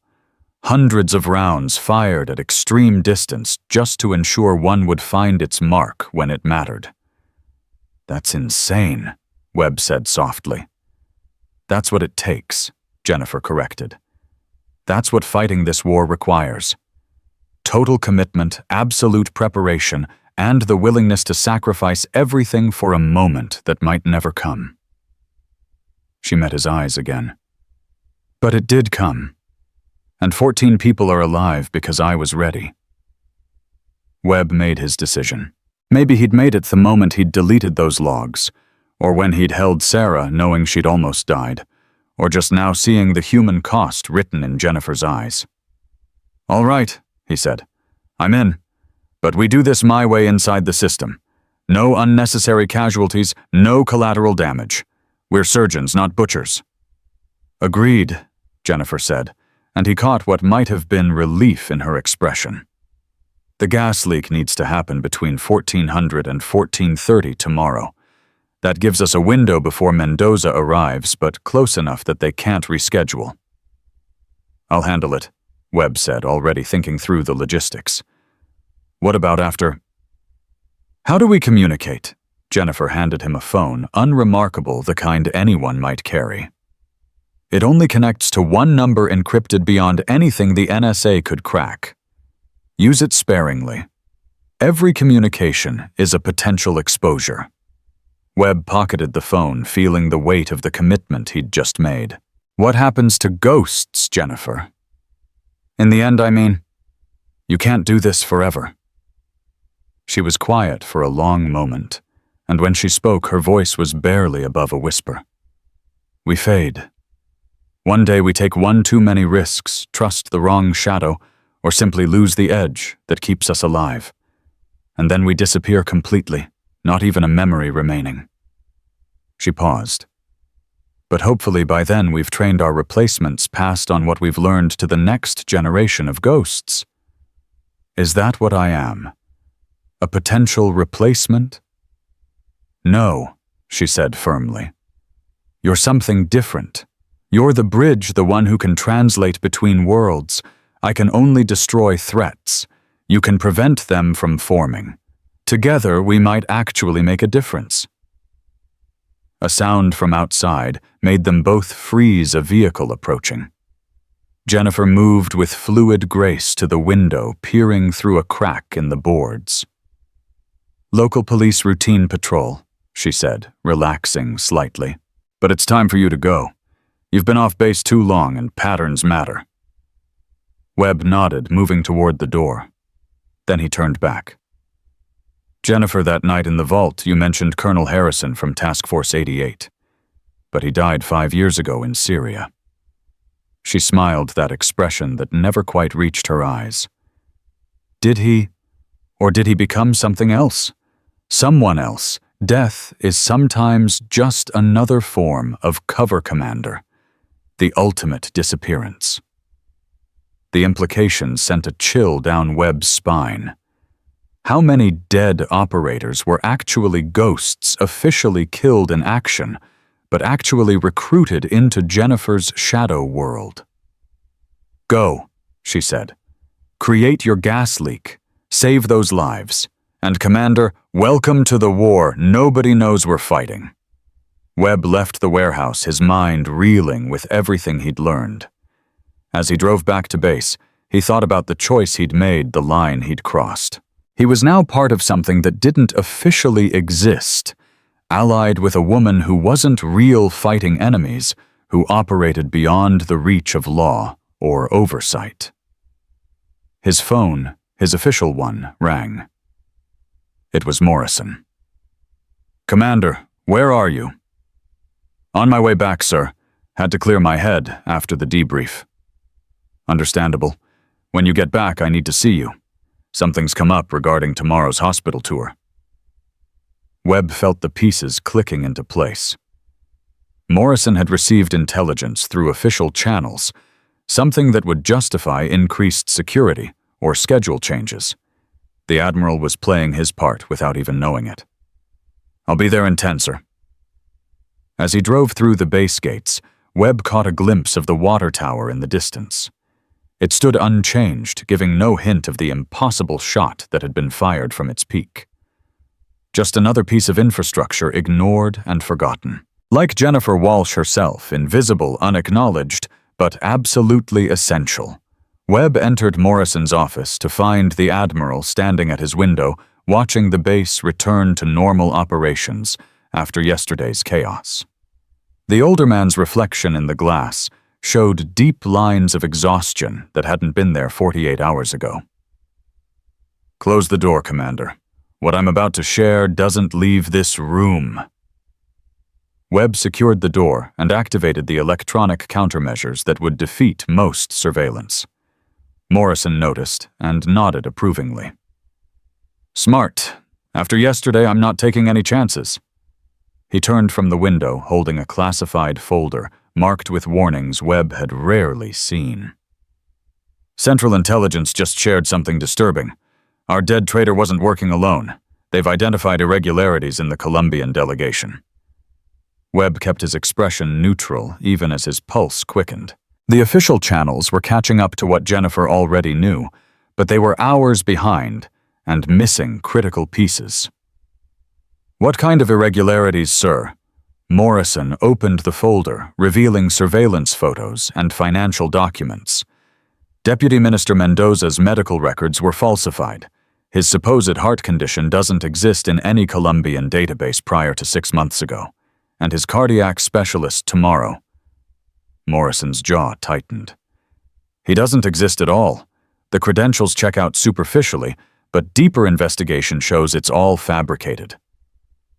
The Admiral was sharp, piecing together fragments of the conspiracy, but Webb could see he was missing the crucial element the dead drop the architectural plans, the broader network. "Sir, if I may." Webb pulled out the flash drive Jennifer had given him, his decision made. "I received this anonymously this morning. I haven't had time to verify it, but given what you're saying..." Morrison's eyes sharpened. "Anonymous how?" "Left in my vehicle, sir. No note, just the drive." The lie came easily, necessarily. "I was planning to turn it over to intelligence, but if it's related to Mendoza..." Morrison took the drive, his expression grave. "You realize this could be disinformation, an attempt to manipulate us?" "Yes, sir. But after yesterday, can we afford not to look?" The Admiral inserted the drive into his secure laptop. His face paled as he scrolled through the files, the evidence Jennifer had compiled, painting a devastating picture of infiltration and betrayal. "Dear God," Morrison breathed. "This goes all the way to..." He stopped, his eyes widening at something on the screen. "Commander, look at this." Webb moved behind the desk, seeing a communication intercept dated 3 weeks ago. It detailed the entire plan, the assassination that would provide cover for Mendoza's operation, the chaos that would allow the dead drop to proceed unnoticed, even contingencies for if the primary shooter was compromised. "They planned for our traitor to die," Webb said, genuine surprise coloring his voice.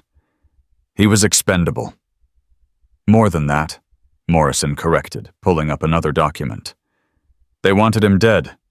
He'd outlived his usefulness, knew too much. Yesterday's shooter did them a favor." The Admiral's eyes narrowed. "Or perhaps yesterday's shooter knew exactly what they were doing, killing a traitor while making it look like they were trying to prevent an attack." The paranoia was justified, but misdirected. Webb carefully steered the conversation back to the immediate threat. "Sir Mendoza's appointment is tomorrow at 1500. If this intelligence is accurate..." "We can't arrest him," Morrison interrupted. "Diplomatic immunity, and alerting him means the entire network goes dark." He stood pacing behind his desk. "We need him to think everything is proceeding as planned while we prevent the exchange." "A medical emergency at the hospital," Webb suggested. Something that requires evacuating that wing. Morrison stopped pacing, his eyes sharp. That's remarkably specific, Commander. Webb met his gaze steadily. I've been thinking about vulnerabilities since yesterday, sir. The hospital's older wing has maintenance issues. A gas leak wouldn't be surprising. The Admiral studied him for a long moment, and Webb could see him making connections, drawing conclusions about anonymous intelligence and convenient solutions. But Morrison was also a pragmatist who'd survived decades in the shadow world. I'll have maintenance check that wing tomorrow at 1400, Morrison said finally. These old pipes, you never know when they might develop problems. Very prudent, sir. Morrison moved to his safe and pulled out a bottle of whiskey that probably cost more than Webb made in a month. He poured 2 glasses, pushing one toward Webb. Commander, I'm going to share something with you that officially never happened. He took a sip, gathering his thoughts. 15 years ago, I was stationed at NATO headquarters. We had a security breach that should have crippled our entire Eastern European intelligence network. Instead, the breach was resolved. The 5 people involved died in various accidents over the course of a week. No connection between the deaths, no evidence of foul play. Webb remained silent, sensing Morrison was approaching something important. I investigated quietly, carefully. What I found was nothing, literally nothing. No records, no evidence, no trail. But I also found a pattern. Every time our security was compromised at a fundamental level, problems got resolved by solutions that didn't exist. Morrison met Webb's eyes. I think yesterday's shooter was one of those solutions. And I think whoever left you that flash drive knows more about this than they should. What are you saying, sir? I'm saying that sometimes the best thing we can do is create opportunities for problems to solve themselves, like discovering maintenance issues at convenient times. Morrison raised his glass slightly. To fortunate coincidences, Commander. Webb raised his own glass, understanding the subtext. Morrison knew something was happening beyond official channels and was choosing to facilitate rather than investigate. It was the pragmatic choice of a career officer who understood that sometimes the system needed help from outside itself. Before Webb could respond, Morrison's secure phone rang. He answered, his expression darkening as he listened. When you're certain. He grabbed a pen, scribbling notes. Understood. Lock it down, nobody in or out until I arrive. He hung up and turned to Webb. We have a problem. Lieutenant Commander Hayes just tried to access classified files she has no business touching. Security has her detained. Webb's mind raced. Jennifer had mentioned Hayes was being pressured, but hadn't turned yet. This must be the leverage finally being applied.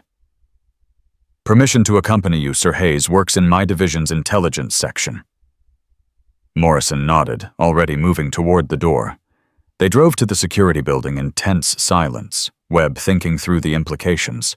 If Hayes had been forced to act, it meant the enemy network was accelerating their timeline, perhaps spooked by yesterday's assassination.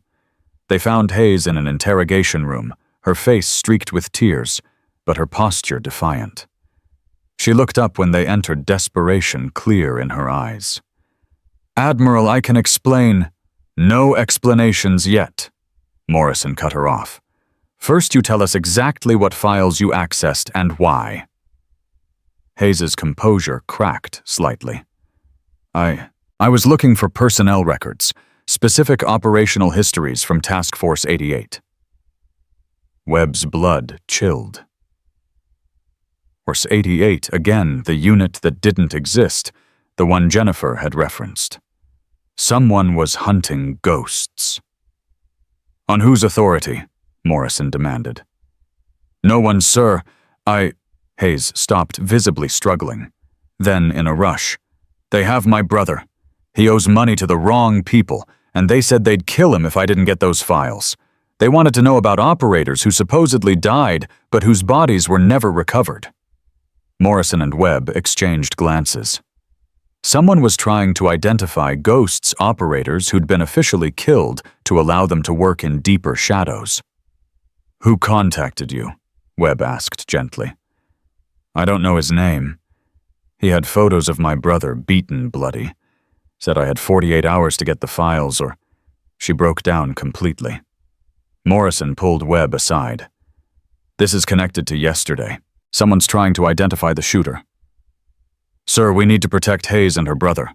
If she's cooperating with us. Already thinking that." Morrison pulled out his phone, making rapid calls to set protection in motion. Then he turned back to Hayes. "Lieutenant Commander, you're going to do exactly what they asked.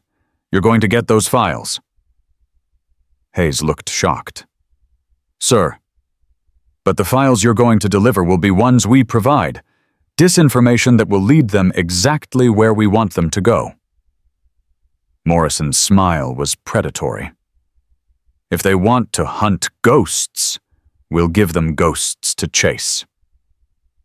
Over the next hour, Webb watched Morrison orchestrate a counterintelligence operation with impressive efficiency. False files were created showing deceased operators who'd never existed operational histories that were entirely fabricated but believable enough to pass initial scrutiny. Hayes would deliver the files her brother would be rescued by a team that officially wasn't there, and the enemy network would waste resources chasing phantoms. As they prepared Hayes for her role, Webb's encrypted phone vibrated. He stepped outside to check it, finding a simple message. "Hospital maintenance moved to 1330. New player entering. Northwest stairwell 1315. Be there." Jennifer was adapting to the accelerated timeline. Webb deleted the message and returned inside where Morrison was finalizing details with Hayes. "Commander," Morrison said, "I need you to oversee something else. The hospital tour tomorrow, I want you there, but not obviously. Can you find a reason to be in that wing?" "I can arrange a medical appointment, sir. Routine checkup." "Do it." Morrison turned back to Hayes. "You deliver those files tonight. My team will have your brother safe within hours of the exchange. Trust me." As they left the security building, Morrison pulled Webb aside one more time. "Commander, I don't know what's really happening here, but I know it's bigger than what we can see. Be careful tomorrow. And if you receive any more anonymous intelligence," he paused meaningfully, "use your judgment on how to act on it." Webb understood. Morrison was giving him unofficial latitude to work with Jennifer as long as results justified the means. That evening, Webb made his preparations carefully. He scheduled his medical appointment for 1300, ensuring he'd be in position when Jennifer needed him. He also reviewed the hospital's maintenance systems, identifying exactly how to create a convincing gas leak without causing actual danger. At midnight, his encrypted phone buzzed again. "Hayes delivered. 3 hostiles identified in retrieval team. Brother safe. Network mapping in progress." That Jennifer was monitoring the entire operation, probably providing invisible support to Morrison's rescue team. Webb wondered how many operations succeeded because of ghostly intervention nobody knew about. He tried to sleep, but found himself thinking about the conversation with Morrison, about solutions that didn't exist, solving problems that couldn't be acknowledged. The system was breaking down, corrupted from within, and attacked from without. The only thing holding it together was the shadow network Jennifer represented, ghosts fighting a war the public would never know about. At 0600, his regular phone rang. "Sarah." "Dad, are you okay? I couldn't sleep. I keep thinking about yesterday." "I'm fine, sweetheart. How are you holding up?" "I don't know. It's just, 1 second everything was normal and then, do they know who did it yet?" "No," Webb lied, hating himself for it. "They may never know." "That's terrifying," Sarah said softly. "That someone can just kill from that distance and disappear. What kind of person can do that?" Webb thought of Jennifer, of the weight in her eyes, the price of being a ghost. Someone who believes they're protecting others, maybe. Someone who's made choices the rest of us don't have to make. That's a lonely way to live. Yes, Webb agreed. It is. After the call, he prepared for the day ahead. He cleaned his sidearm, even though he hoped not to need it. He reviewed the hospital layout one more time, memorizing every exit, every blind spot. And he thought about what he was about to do: deliberately sabotage a government facility to prevent an intelligence breach. 6 months ago, he would have arrested someone for planning what he was about to execute. Now he understood that sometimes the law was insufficient, that justice and legality weren't always the same thing. At 1200, he left for the hospital, taking a circuitous route that would make surveillance difficult. The Colombian delegation was already there, touring the newer wing with great fanfare. Webb spotted Mendoza among them, playing his part perfectly, showing no sign that in 3 hours he planned to betray the nation hosting him. Webb checked in for his appointment, then excused himself to use the restroom. Instead, he made his way to the northwest stairwell, arriving at exactly 13:15. Jennifer was already there, dressed as a maintenance worker, complete with believable credentials and equipment. She looked different. Her hair was darker, her posture changed, even her face seemed somehow altered. Professional disguise work that would fool anyone who didn't know what to look for. "The gas leak needs to happen in 12 minutes, she said without preamble. "Third floor maintenance panel behind the nurse's station. The valve is already compromised. You just need to open panel B7 and pull the yellow lever halfway. The sensors will detect it within 30 seconds. "What about you?" "I'll be ensuring Mendoza's handler doesn't escape in the chaos. He has intelligence on 14 other operations. We can't let him disappear." She handed Webb a small device. "Plant this on Mendoza during the evacuation. It'll upload false intelligence to his phone information that will burn his entire network when Moscow acts on it." "And if I'm caught," Jennifer met his eyes, "then you're a Navy SEAL who noticed something wrong during his medical appointment and tried to fix it accidentally, making it worse. Plausible deniability." She started to leave, then paused. "Webb, after today, things are going to accelerate. The network we're fighting, they know someone's hunting them now. They'll get desperate, more dangerous. Are you prepared for that?" Webb thought of Sarah, of the 14 people who'd almost died of a system rotting from within. "I'm prepared." Jennifer nodded and disappeared up the stairwell, moving with that preternatural silence that marked her as something more than human, something evolved for a very specific type of warfare. Webb waited 3 minutes, then made his way to the 3rd floor. The nurse's station was busy, but not chaotic medical staff going about their routines. He spotted the maintenance panel partially hidden behind a cart of medical supplies. He waited until a commotion down the hall drew attention, then moved. Panel B7 opened easily. The yellow lever was exactly where Jennifer had said it would be. Webb could smell gas already. She'd prepared this carefully, ensuring the leak would be dramatic, but not dangerous.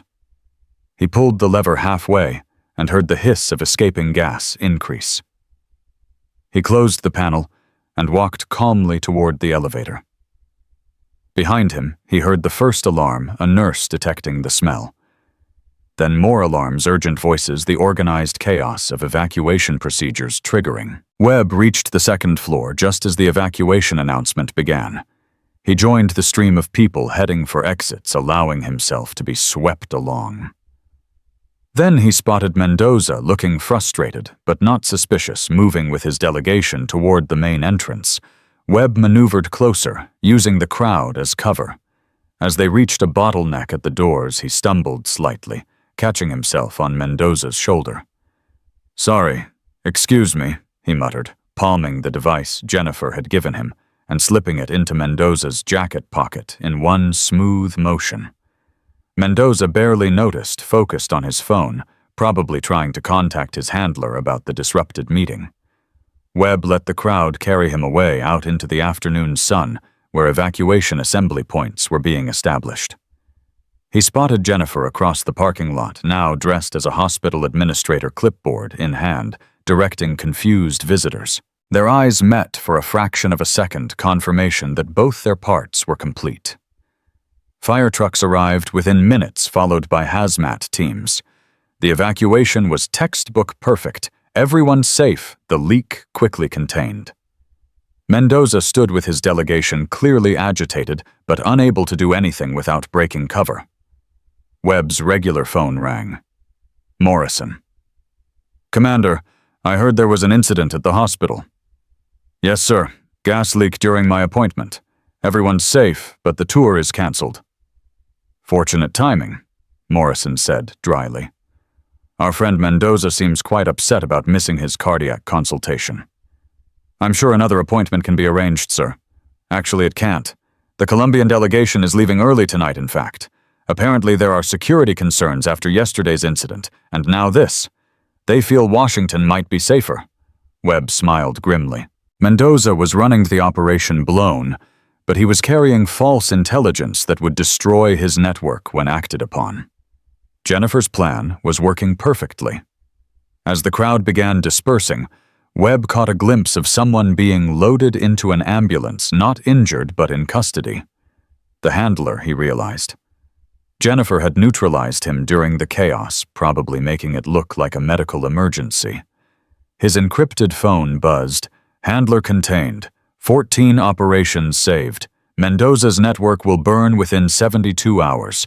Well done, Commander." Webb deleted the message and walked to his car, feeling the weight of what he'd just participated in. He'd crossed another line, actively sabotaging military infrastructure. But 14 intelligence operations had been saved. Who knew how many lives preserved?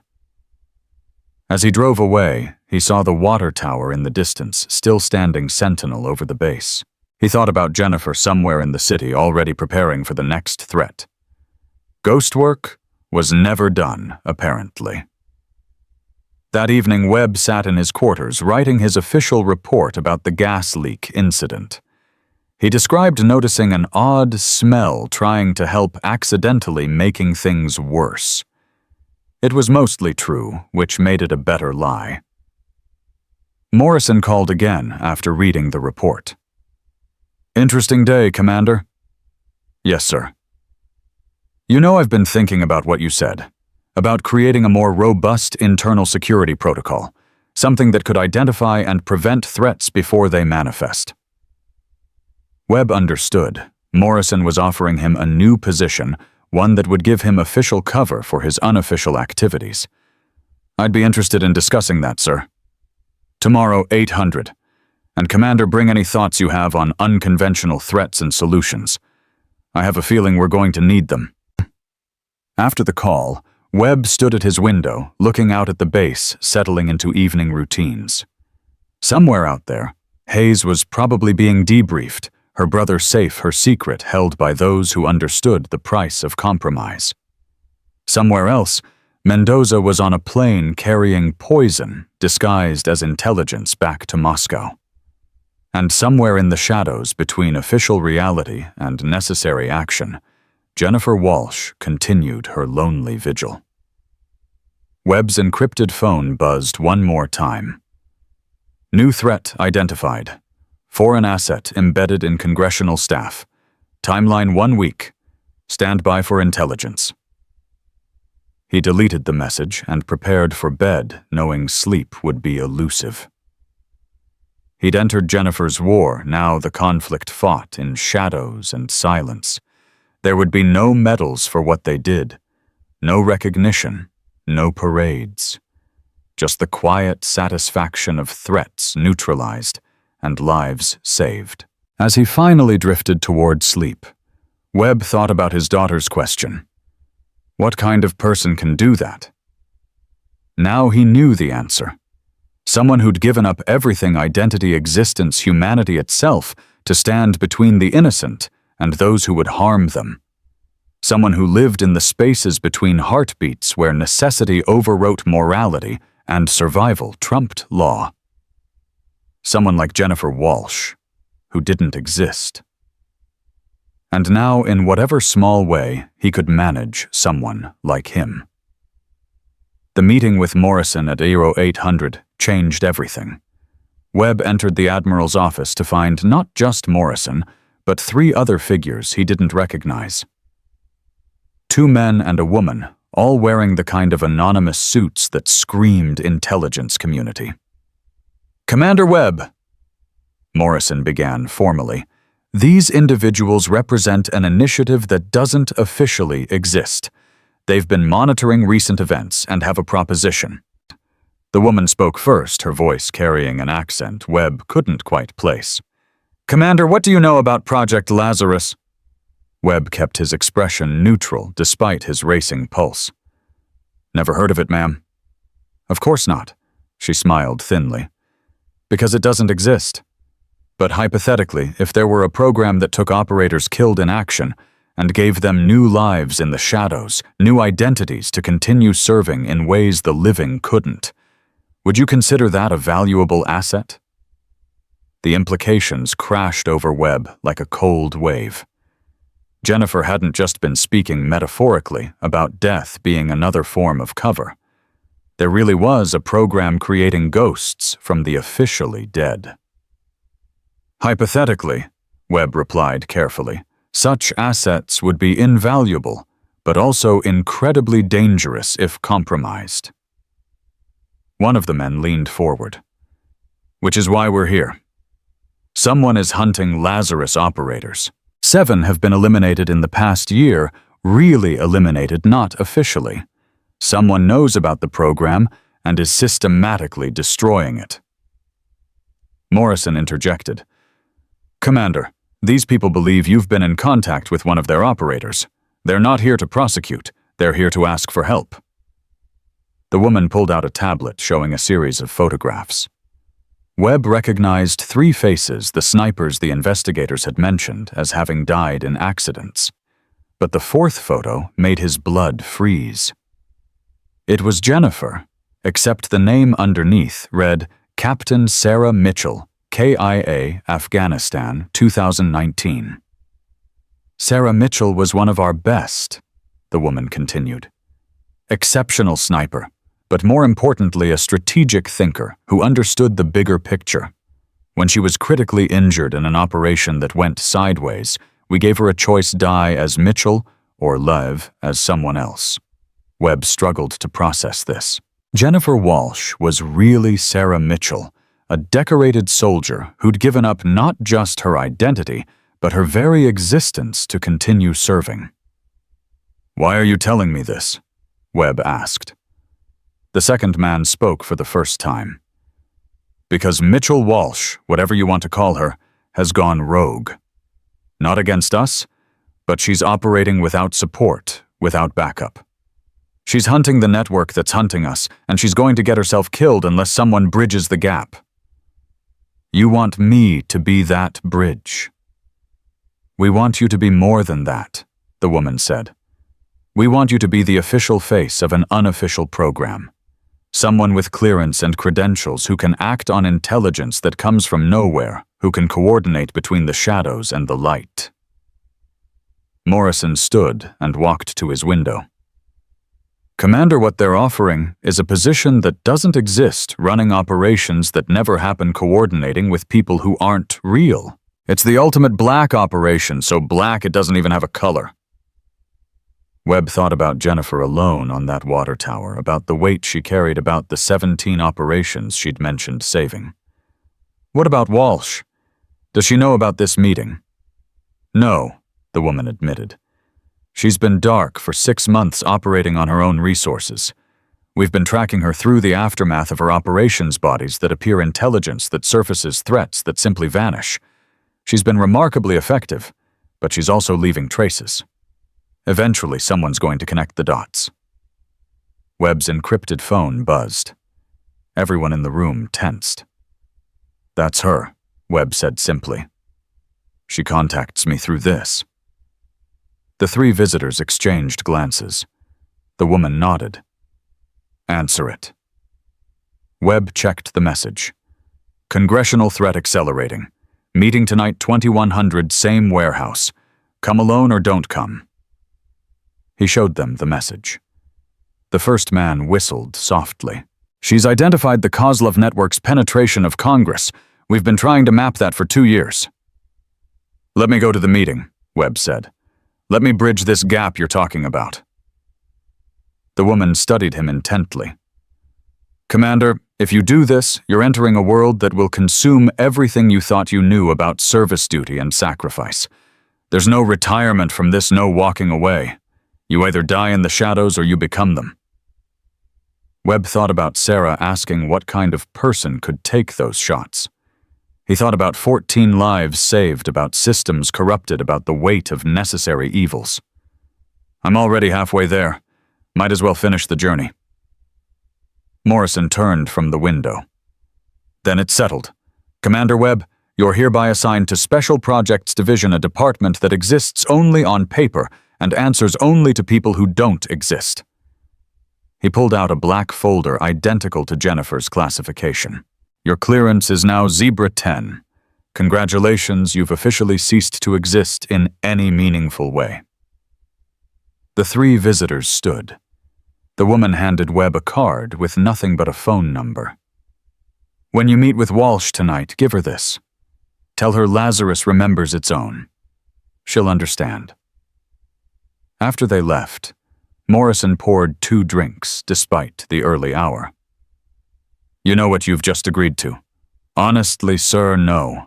But I know it's necessary. Morrison raised his glass. To necessary evils, Commander. May we have the strength to bear them. The day passed in a blur of briefings and preparations. Webb learned about resources he'd never known existed, safe houses that weren't on any records, weapons caches that materialized when needed, identities that could be created or destroyed with a phone call. He was being given the keys to a shadow kingdom, one that operated parallel to the official world, but never touched it directly.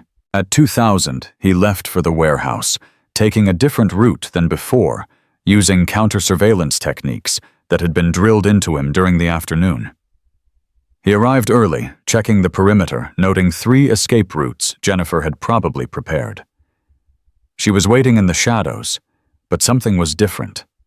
She looked exhausted, worn down in a way that went beyond physical fatigue.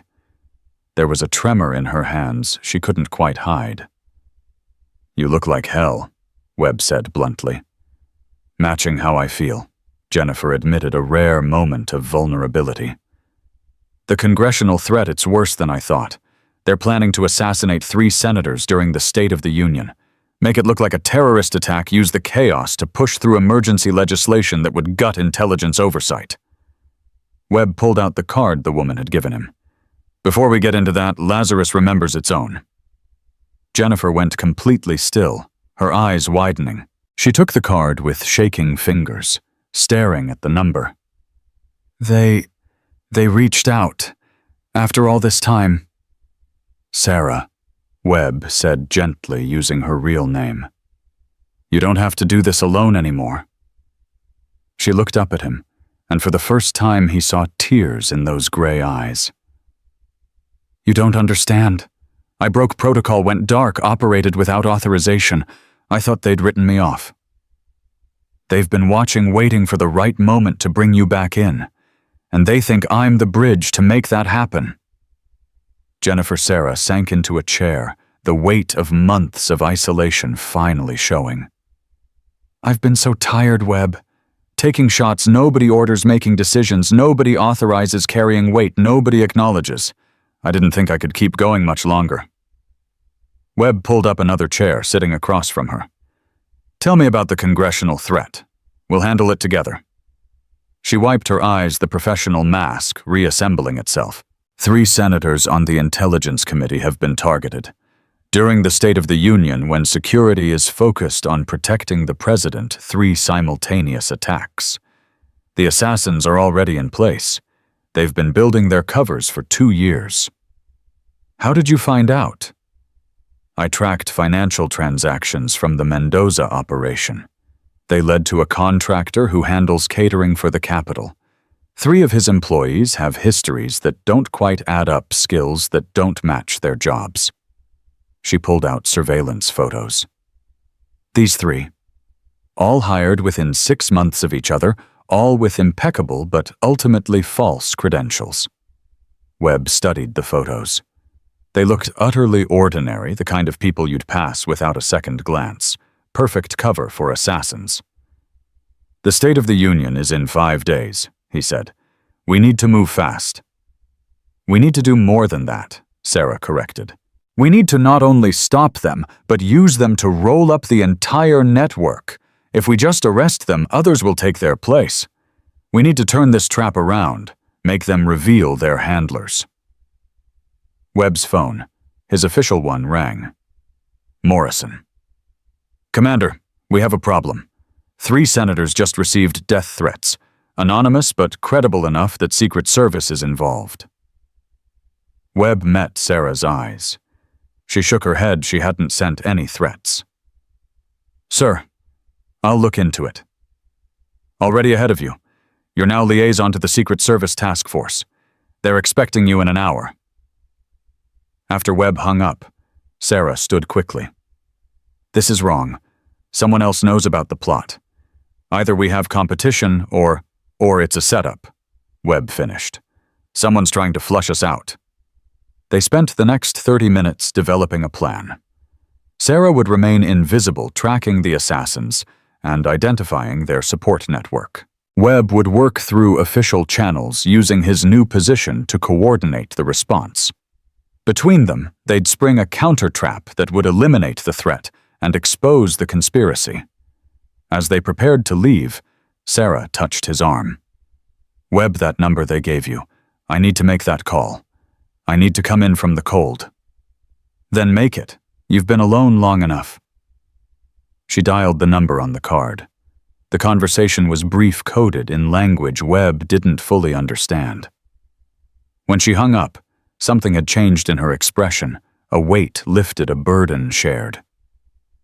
"They're bringing me back," she said softly.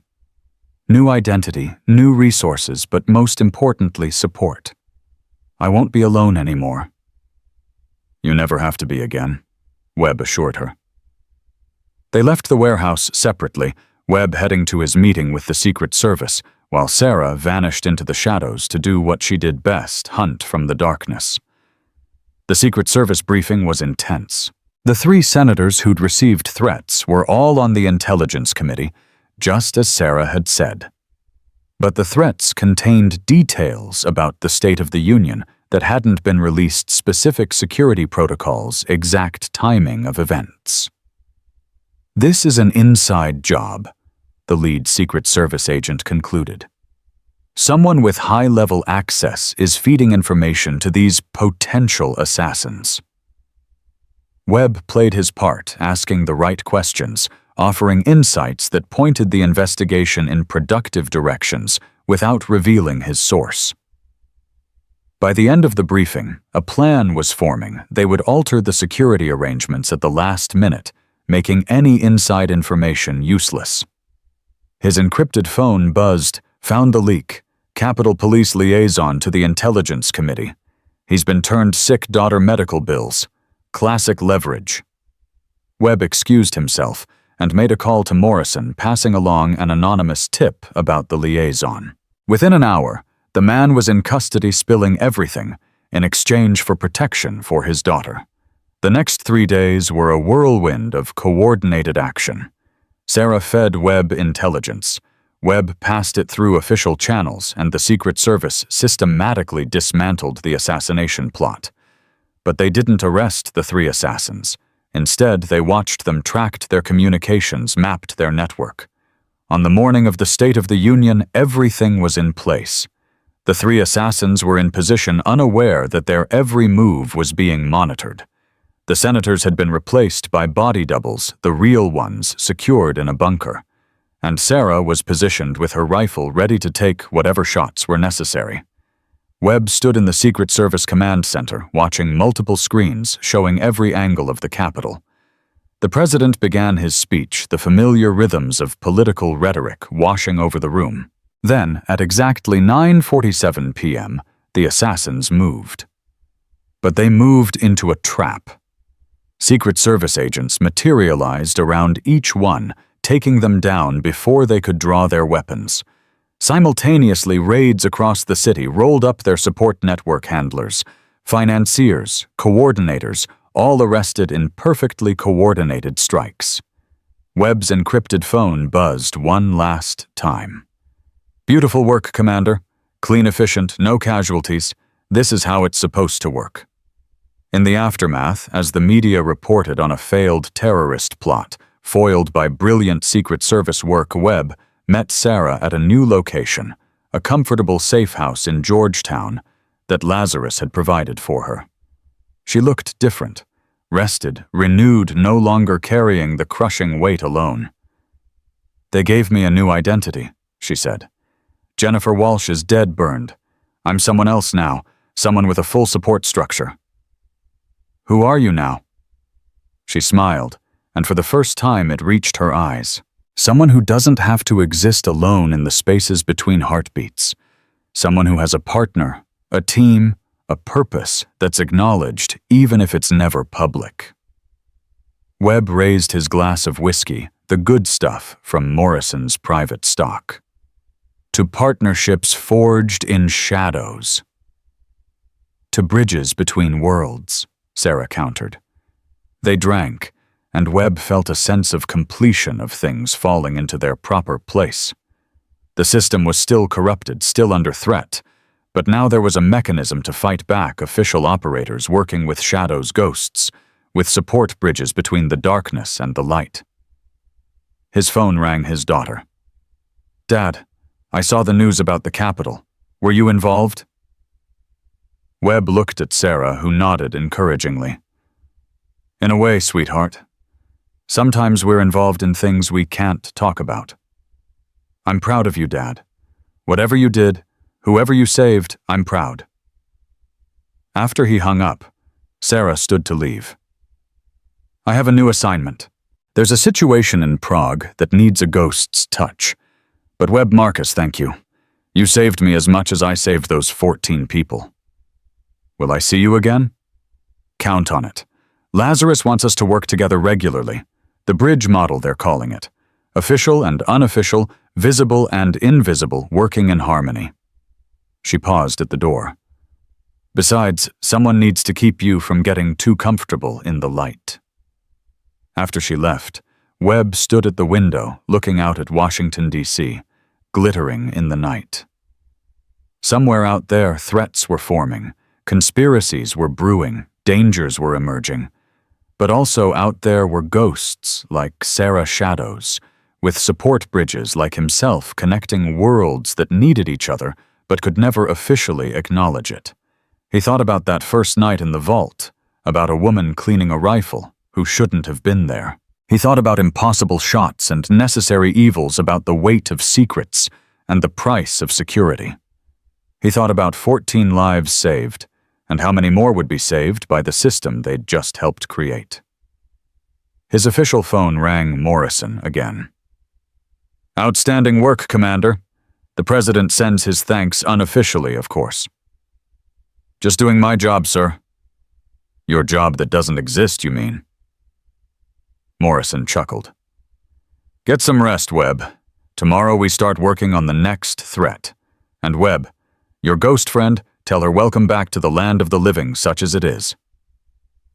Webb smiled, understanding that Morrison knew more than he let on, that the Admiral had probably been part of bringing Lazarus and Webb together from the beginning.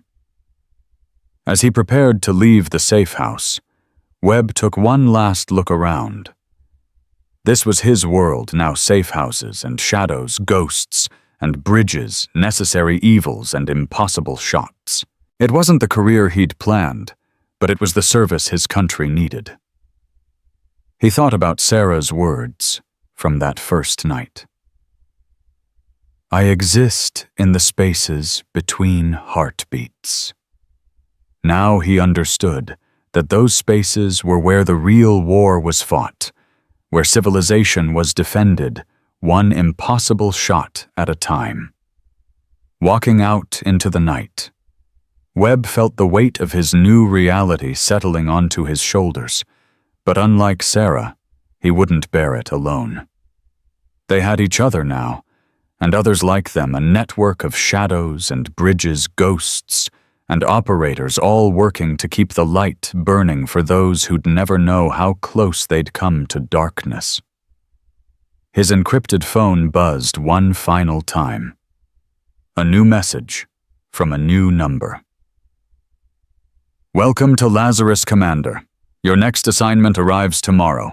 Rest well, the shadows have work for you. Webb deleted the message and walked on, disappearing into the Washington night. Somewhere above, he imagined Sarah on a plane to Prague, finally able to rest, knowing she wasn't alone. Somewhere else, threats were being identified, conspiracies, mapped dangers catalogued. And somewhere in between, in the spaces where heartbeats paused and necessity overcame law, the real guardians stood watch. The water tower was thousands of miles away now, but its lesson remained. Sometimes the most important shots were the ones fired from impossible distances by people who didn't exist, saving lives that would never know they'd needed saving. Commander Marcus Webb had found his purpose in the shadows, and the shadows had found their bridge to the light. The war nobody knew about would continue, but now it would be fought by warriors who knew they weren't alone. As he reached his car, Webb looked up at the stars barely visible through the city's glow. Somewhere among them, satellites watched and waited, gathering intelligence that would flow through channels both official and otherwise. The world was vast and dangerous, but tonight it was a little bit safer. He drove home through empty streets, carrying secrets that would never be told, bearing witness to heroism, that would never be acknowledged, part of a story that would never be written. Except in the spaces between heartbeats, where ghosts like Sarah Mitchell, whoever she was now, continued their eternal vigil, one impossible shot at a time. The Barrett .50 caliber round still sat in his safe at home, a reminder of how this had all started. Webb decided he would keep it forever, a talisman of the night he'd met a ghost, and learned that sometimes the most important people were the ones who didn't exist. Réessayer Claude peut faire des erreurs. Assurez-vous de vérifier ses réponses.